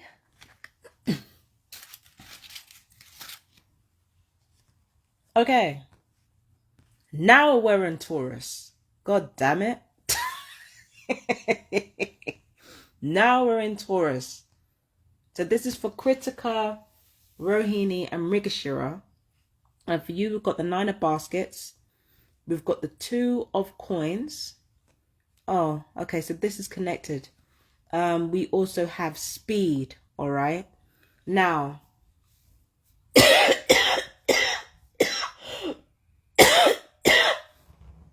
the same thing I said to Libra when I mistook their reading for your reading is the same thing I'm going to say to you. I did say that some of you would have to choose between love and power. Not success, power. I called it success, but really it's about power. So I said you guys would have to choose between love and power this year. But it looks like that choice, it starts off with a seed of, you know, something good happening in your life, or something that you've wanted to happen, like happening more quickly than you anticipated. It's a good thing initially, but then it leads to a fork in the road that you have to decide which one you want to walk down. So yeah, what I see for you is there are multiple projects or multiple things on your plate at once, but it's like, it's profitable. It's not like you're wasting your time. And with this, these multiple projects that you have, they are things that you actually wanted. Some of you for a long time, Taurus. Okay? Some of you for a long time. Some of you have been wanting this for a while. And because of this, the next 45 days, I won't lie to you, they're a happy one. It's the seed that you know, the seed is being planted for the year ahead for you. And it's a good seed. It's just one with, again, forks in the road. So let's read from your notes exactly what we can get out of this. Oh yeah, to cross-watch from Librans, right? Taurians, there are those of you in two distinct camps. One of you is on the side of love and the other is on the side of power. Those of you on the side of love, you're going to take your fierce energy and you're going to use it towards protecting other people. Those Taurians on the power side of the equation, you are going to take that fierce energy and turn it towards gaining for yourself. So there are two distinct camps of Taurians here, and both of those camps have this as their foundational seed, have this as their seed. The first group are going to experience the same thing that the second group does. It's just going to be slower. But it's like in that slow growth, the growth is stronger. Whereas the quick growth, it's quick, but it's brittle. So you have to choose between the two camps as a Taurian. Are you going to are you going to be fierce out of love, or are you going to be fierce because you want power? And decide whether or not the juice is worth the squeeze. Do you understand what I mean? So this is what I see on from the notes. It says getting your desired career, getting what you want, all the pieces coming together, positive and funny person. And then for your more important notes, we've got several part-time jobs. So again, everything seems to be falling into place for the next 45 days for you guys. Even those who seemingly have a lot going on in the negative sense, you actually have a lot going for you in the positive sense. Because a lot of what you wanted is coming to pass, not only in your career, but your emotional life as well. There are a lot of things that you wanted to happen that are actually happening for you. And now the only thing left to decide is where you're going to go to, like which direction you're going to go to in that fork in the road. Towards love or power. Now, one of you is going to choose one or the other. So the only thing left to say is when you make these choices, or before you make these choices, make sure that you can own these choices in the long run. Because either way, there will be obstacles. If you choose love, if you choose to put your incredibly fierce and powerful energy towards love, success will be harder to come by. People will try to sabotage you at every turn. You will be stronger as a result of it. You will be better capable at defending yourself. But choosing a path of love is going to come with obstacle after obstacle along the way. It's going to be more difficult for you to enjoy the process, because this is not a process this is not a world that rewards love. It's a world that rewards power. So if you choose to go down this road of using your beautiful strength and power for love, understand that the obstacles will come through the process. You will be rewarded with time. Time will reward you, right? But the process is more difficult. Whereas if you choose power, the path to success is a lot smoother. There's less obstacles, because even though you have people hating you, the fact that you've been able to court attention at all costs, that will benefit you, especially in the short term. And it will help you gain power a lot faster. But once you're at the top, it's a matter of keeping it. And that involves, in some cases, that involves in you engaging in darker and darker deeds. Once you get to that place, the Taurians of the first group may not have to do that. The Taurians of the first group may just get the opportunity to just operate on their integrity and get what they want anyway. Whereas with you, once you start off treading on people's necks, you've got to increase the number of the necks that you tread on. And it's like you have to choose that if you're going to be in a second camp. And that kind of power is brittle. The power of fear is more brittle than you might think. People think that it keeps you at the top for longer. It does not. Respect is what keeps you at the top for longer. Respect is what makes you immortal, not fear. Do you understand what I'm saying? So those are the two options that you have to choose between. But it's off the back of a very, honestly, quite a fortuitous and smooth 45 days, relatively speaking.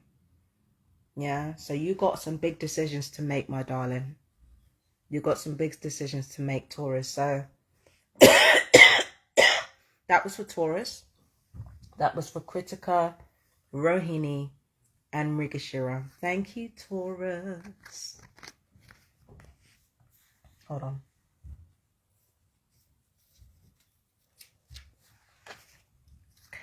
Aries now. This is for Ashwini, Bharani, and Kritika. How are you going? How are you doing? How are you going? What is wrong with me? Sorry, Aries. How are you doing? This is for Ashwini, Bharani, and Kritika, okay? So for you, we've got the 7 of coins. We have got the 5 of wands. And we have got detachment. You see, already, I'm seeing something similar to Aries that I saw with Gemini. You are leveling up. You are detaching yourself away from influences that you know are toxic and that you know are no good for you. But instead of like studying or refining yourself academically, you're doing it simply through your actions. You're doing it, you know. My dad and I were talking, and he said, it's good to have a plan. It's good to have a blueprint. But if you're going to build a house, what do? You lay the first brick, right? That's how you start. And that's exactly what a lot of Arians are doing. They're laying the first brick. Do you understand what I'm saying? So that's what you guys are doing. You're laying the first few bricks to build your foundations, not even your house, your foundations. You're laying the first brick to do that. But there are people around you who, you see, this is where it gets more tricky and less malicious, because the 5 of wands, it represents conflict, but it's not the type of conflict that wants to see you fail. They want to see you succeed. They want to see you grow. They want you to win. So the people that are arguing with you, and think that you're not necessarily doing what's best for yourself, the people arguing with you, they want you to win. They do not want you to fail. They want you to win. They want you to get better. They want you to elevate in whatever it is that you're doing. It's just that Aries, they don't know what they're talking about. I'm sorry, but like they just do not know what they're banging on about. Like, I'm sorry, but like there are some of you Arians, right? You know what you're doing. And it's like people around you, like, I don't understand. This is what I don't understand about Arians, right? Now with Sag, people treat us like we're dumb. Like, because I'm a Sag native. People treat Saggies like they're dumb all the time. And like, you know, but they treat us like we're dumb in terms of like not really understanding how the world works realistically, like that type of dumb. But the thing with Aries that always baffles me is that unless you're a particular type of Aries, people tend to treat you as if you know absolutely nothing at all. And that's confusing. Like, I don't get this. Like, on some real stuff, Vedic and Western Aryan people are some of the most intelligent people I've ever met. So it really confuses me. Now, people continuously act like you don't know what you're doing. But recognize the love in their behavior. Recognize the love in their behavior, because when you start becoming more successful, these same people who don't know what the fuck they're talking about in the preliminary stages, when the stages reach another level, they're actually going to be helpful. So don't alienate them. You don't need to alienate them. You know, they're on your side. It's just that for now, you need to trust your own judgment more than you trust theirs. And you need to let them know in the most loving way, listen, I hear where you're coming. I hear what you're coming from. I hear where you're coming from. I understand what you're trying to tell me and everything. But if I need your help, I will ask you. Okay? I will ask you. In the meantime, please have faith in me. Please have faith in what I'm doing. I do know what I'm doing for these initial stages. But when things get to a certain level, I'm going to need you. I'm going to need your advice. I'm going to need your guidance. And that's where you can become, your advice can become useful to me. But in the meantime, please trust that I know what I'm doing. So that's how you need to approach these people who, you know, who are arguing with you, but like ultimately they do want you to win. They love you and they want you to win. Just handle them like that, because again, they're going to be useful at a later stage. They're just not altogether that useful right now for the next 45 days. That's it. That's all it is. Do you know what I mean? So let's see. Let's see the notes for you. So we've got apprentice, wanting to earn more money, long-term vision and routine in work, and put a pin in media event. Some of you are going to gain more popularity through social media, but it's not going to just be social media. It's also going to be other forms of media as well, like TV, radio. Some of you, I see journalism. I see journalism for some of you. I also see that you may go to parties. Some of them in your honor for some of you. You may go to parties. You may network with people.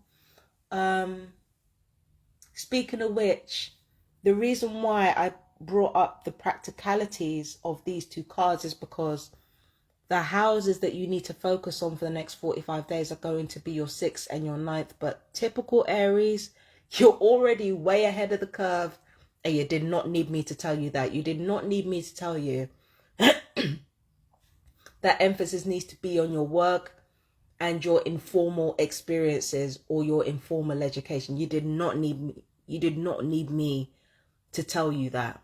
But what you did need me to tell you was that there will be an additional presence. Your presence will be better known in your community and online and in the media. Like, some of you will have an additional media presence that will be very, very beneficial for you. So that's something to watch out for. And yes, like Aries, you know what you're doing. Like, as always, you know exactly what you're doing, but there's always those few people that are just going to underestimate you. Okay, fine. Don't alienate them just yet, because, you know, just because they don't know what they're talking about now, it doesn't mean they don't know what they're talking about in the future. So just have them close. Yeah. So it's a good 45 days for you. It's very productive. There's no drama, no big drama, nothing going on that you can't handle. The next 45 days are going to be you know, I'm not saying nice and easy, but it's definitely minimal drama. You got shit to do, so you don't have the time for the drama. So that's for you. That was for Ashwini, Barani, and Kritika. Okay. Thank you, Aries. Leos now. Hey, how are my beautiful kings and queens of the zodiac doing? This is for Maga, Purva Palguni, and Uttara Palguni. So let's see what's in store for you, my darlings. Okay. So we have for you John Horse, which is the Emperor card. We've got the Ten of Cups, and we have accumulation. Oh my. Now, what can I see here? First of all, I need to point out that your houses highlighted here are your 5th and your 2nd. This is the energy of matriarchal power. It's the energy of joy, because the 5th is about joy. The 5th is about pleasure. The 5th is about romance, creativity, children. The 2nd house is about your own childhood, the things that you value, and, you know, it's also about hobbies. So ultimately, what you're supposed to focus on is your bliss and your happiness. And it feels like there's an accumulation of your joys being observed here. It's like your hobbies and the things that you like to do, they're coming together to form a greater purpose. All right. So it's like you're organizing them. It's like you're embodying Queen of Cups energy. It's like you're creating duty out of pleasure. It's like, you know, all the things that people normally enjoy, including yourself, you're turning into something serious. You're turning into something that has professional merit, that has professional weight. You're becoming more organized. You're becoming harder working. You're becoming more determined. But there's a sense of deep emotional satisfaction in you as well while you're doing this. But then, of course, that's understandable. If you've got 2nd and 5th house energy and you're already acting on that, then it's kind of understandable that you would feel emotionally settled and emotionally fulfilled at this point. Like, I got for you that for the entire year, you're going to want to rest. And you're not going to have the opportunity to rest. Like, you're just not going to have that opportunity. But the things that you're going to be busy in are going to be things that you really love to do, and that you really, you know, that you really enjoy and that you're really passionate about. It's just that you're grounding them and you're thinking, okay, I love doing this, but if I'm going to keep doing this and live comfortably, then there are certain changes that I need to make to my branding, and there are certain changes that I need to make to how I operate and how I work. And you're making those changes and you're getting organized. And I don't see you writing anything down. I just see you acting on your plans. I see you acting on your plans. I see you just moving forward, and just like, that's what I see you doing. I see you just working. And it's working out beautifully. It's working out very well for you, actually. But let's see what else I can get for this. Oh, this is so heartwarming. Okay, so we've got top level of religious organization. Cornerstone business. That's going to be you. That's going to be you. There's something about you and what you're doing that is like, it's going to become a staple of a community. Oh, yes. It's going to become a staple of a community of some sort. You might not be famous or anything, but you will be like... Dad's playing music in the background. There will be a more stable influence happening. What the kind of influence you will play, Leo, is that you'll become like a sort of... I don't know if stalwart is the right word. You'll become a stalwart in your community. You'll become like the, you know, you're not going to become famous or anything, but you're going to be like one of those businesses that everyone's like, oh yeah, that's that person. They do this thing and they're an important part of our community. It's like, what example can I give? It's like a barber that is an integral part of a small community.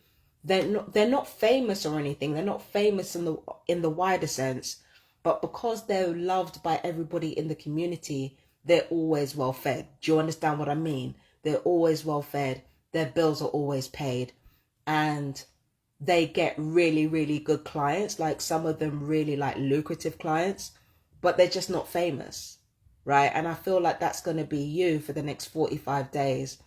And not only for the next 45 days, like, truth be told, for some of you, this is what's going to be your reality throughout your life. You're going to be very, very well taken care of. You're going to be very, very well taken care of. You're just not going to be that famous in comparison to some other people. But then again, you never needed that. You already shine bright like a diamond in the first place. You're the damn sun, for God's sake. So you already shine. You never needed that, you know, that press or that. You never needed any of that. All you needed was a good community base and good clients, or good people that are willing to pay, you know, a decent amount of money for your services, especially those who are self-employed. That's all you ever needed. And if you're not self-employed, even if you're not working, you do become an integral part of the community through the work that you like to do, through your hobbies and through your creativity. You become an important part of the community that you're a part of. People will always come to you and they'll always be like, oh, we know that person. And then the next thing you know, the people of that community, they're going to bring more powerful people in the mix. And those powerful people are going to tell one another about you. And that's how it snowballs into you being able to sustain yourself comfortably and live a life of beauty and abundance and fun. Like, you know, it just snowballs into you being able to be happily independent and able to give back. So this is the foundation that is being set for you for the next 45 days. So it's a really, really good occasion for you. Like, it's really, really good. Like, the cornerstone business thing, yeah, that's what I see. But I haven't read the rest of the notes yet, so I'm going to read the rest of the notes. Owning a franchise, playfulness, top of a large corporation, army general, control freak, fame and fortune, patient leader, news reporter, happy childhood, and happy memories. Can you excuse me for a second, Leo? I've got to do something a minute. Bear with me, my darlings. Oh, Lord. Dad.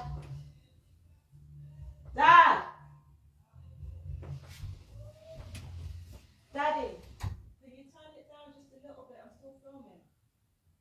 Just a touch. Thank you.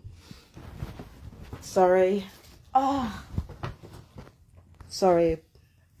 God bless him. He doesn't mean any harm. That's just family for you. Sorry. But yeah. Yeah, so that I'm sorry about that, Leo. But yes, I do see you coming back to the things during your childhood that you actually love to do, and I feel like you do incorporate that into your business or into whatever it is that you do. And that's exactly what makes you a stalwart in many of the communities that you find yourself a part of.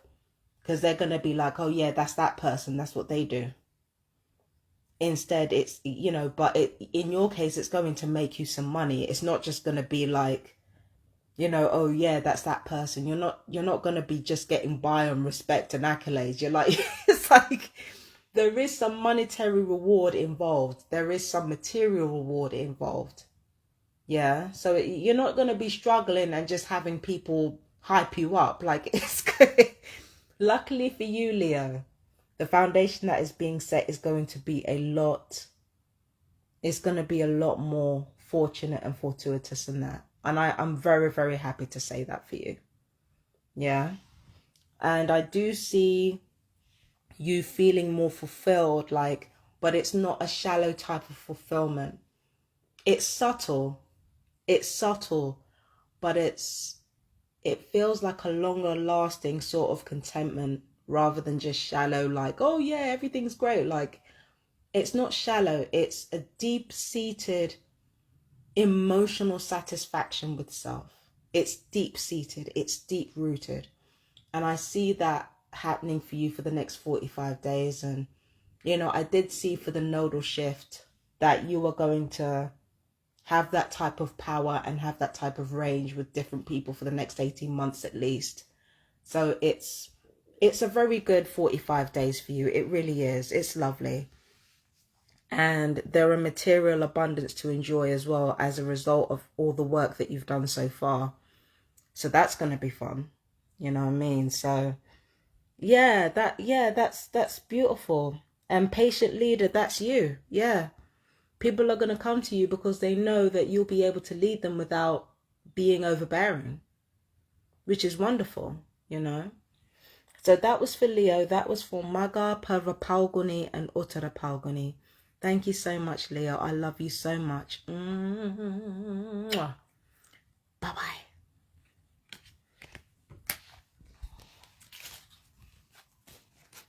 Okay, baby, last but most definitely not least, we have caps. So what's the haps?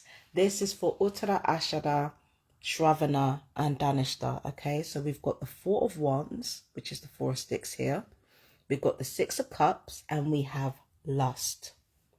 So immediately, what can I get from this? Well, I get that some of you have been manifesting stuff without realizing it. And what you've manifested has come to pass, and it's made you, it's reawakened your desires. But I don't see sexual desire. I actually see, it's the type of lust, right, where you look at a Lamborghini in the driveway and you're thinking, oh shit, I'd love to be in that car. It's that type of lust.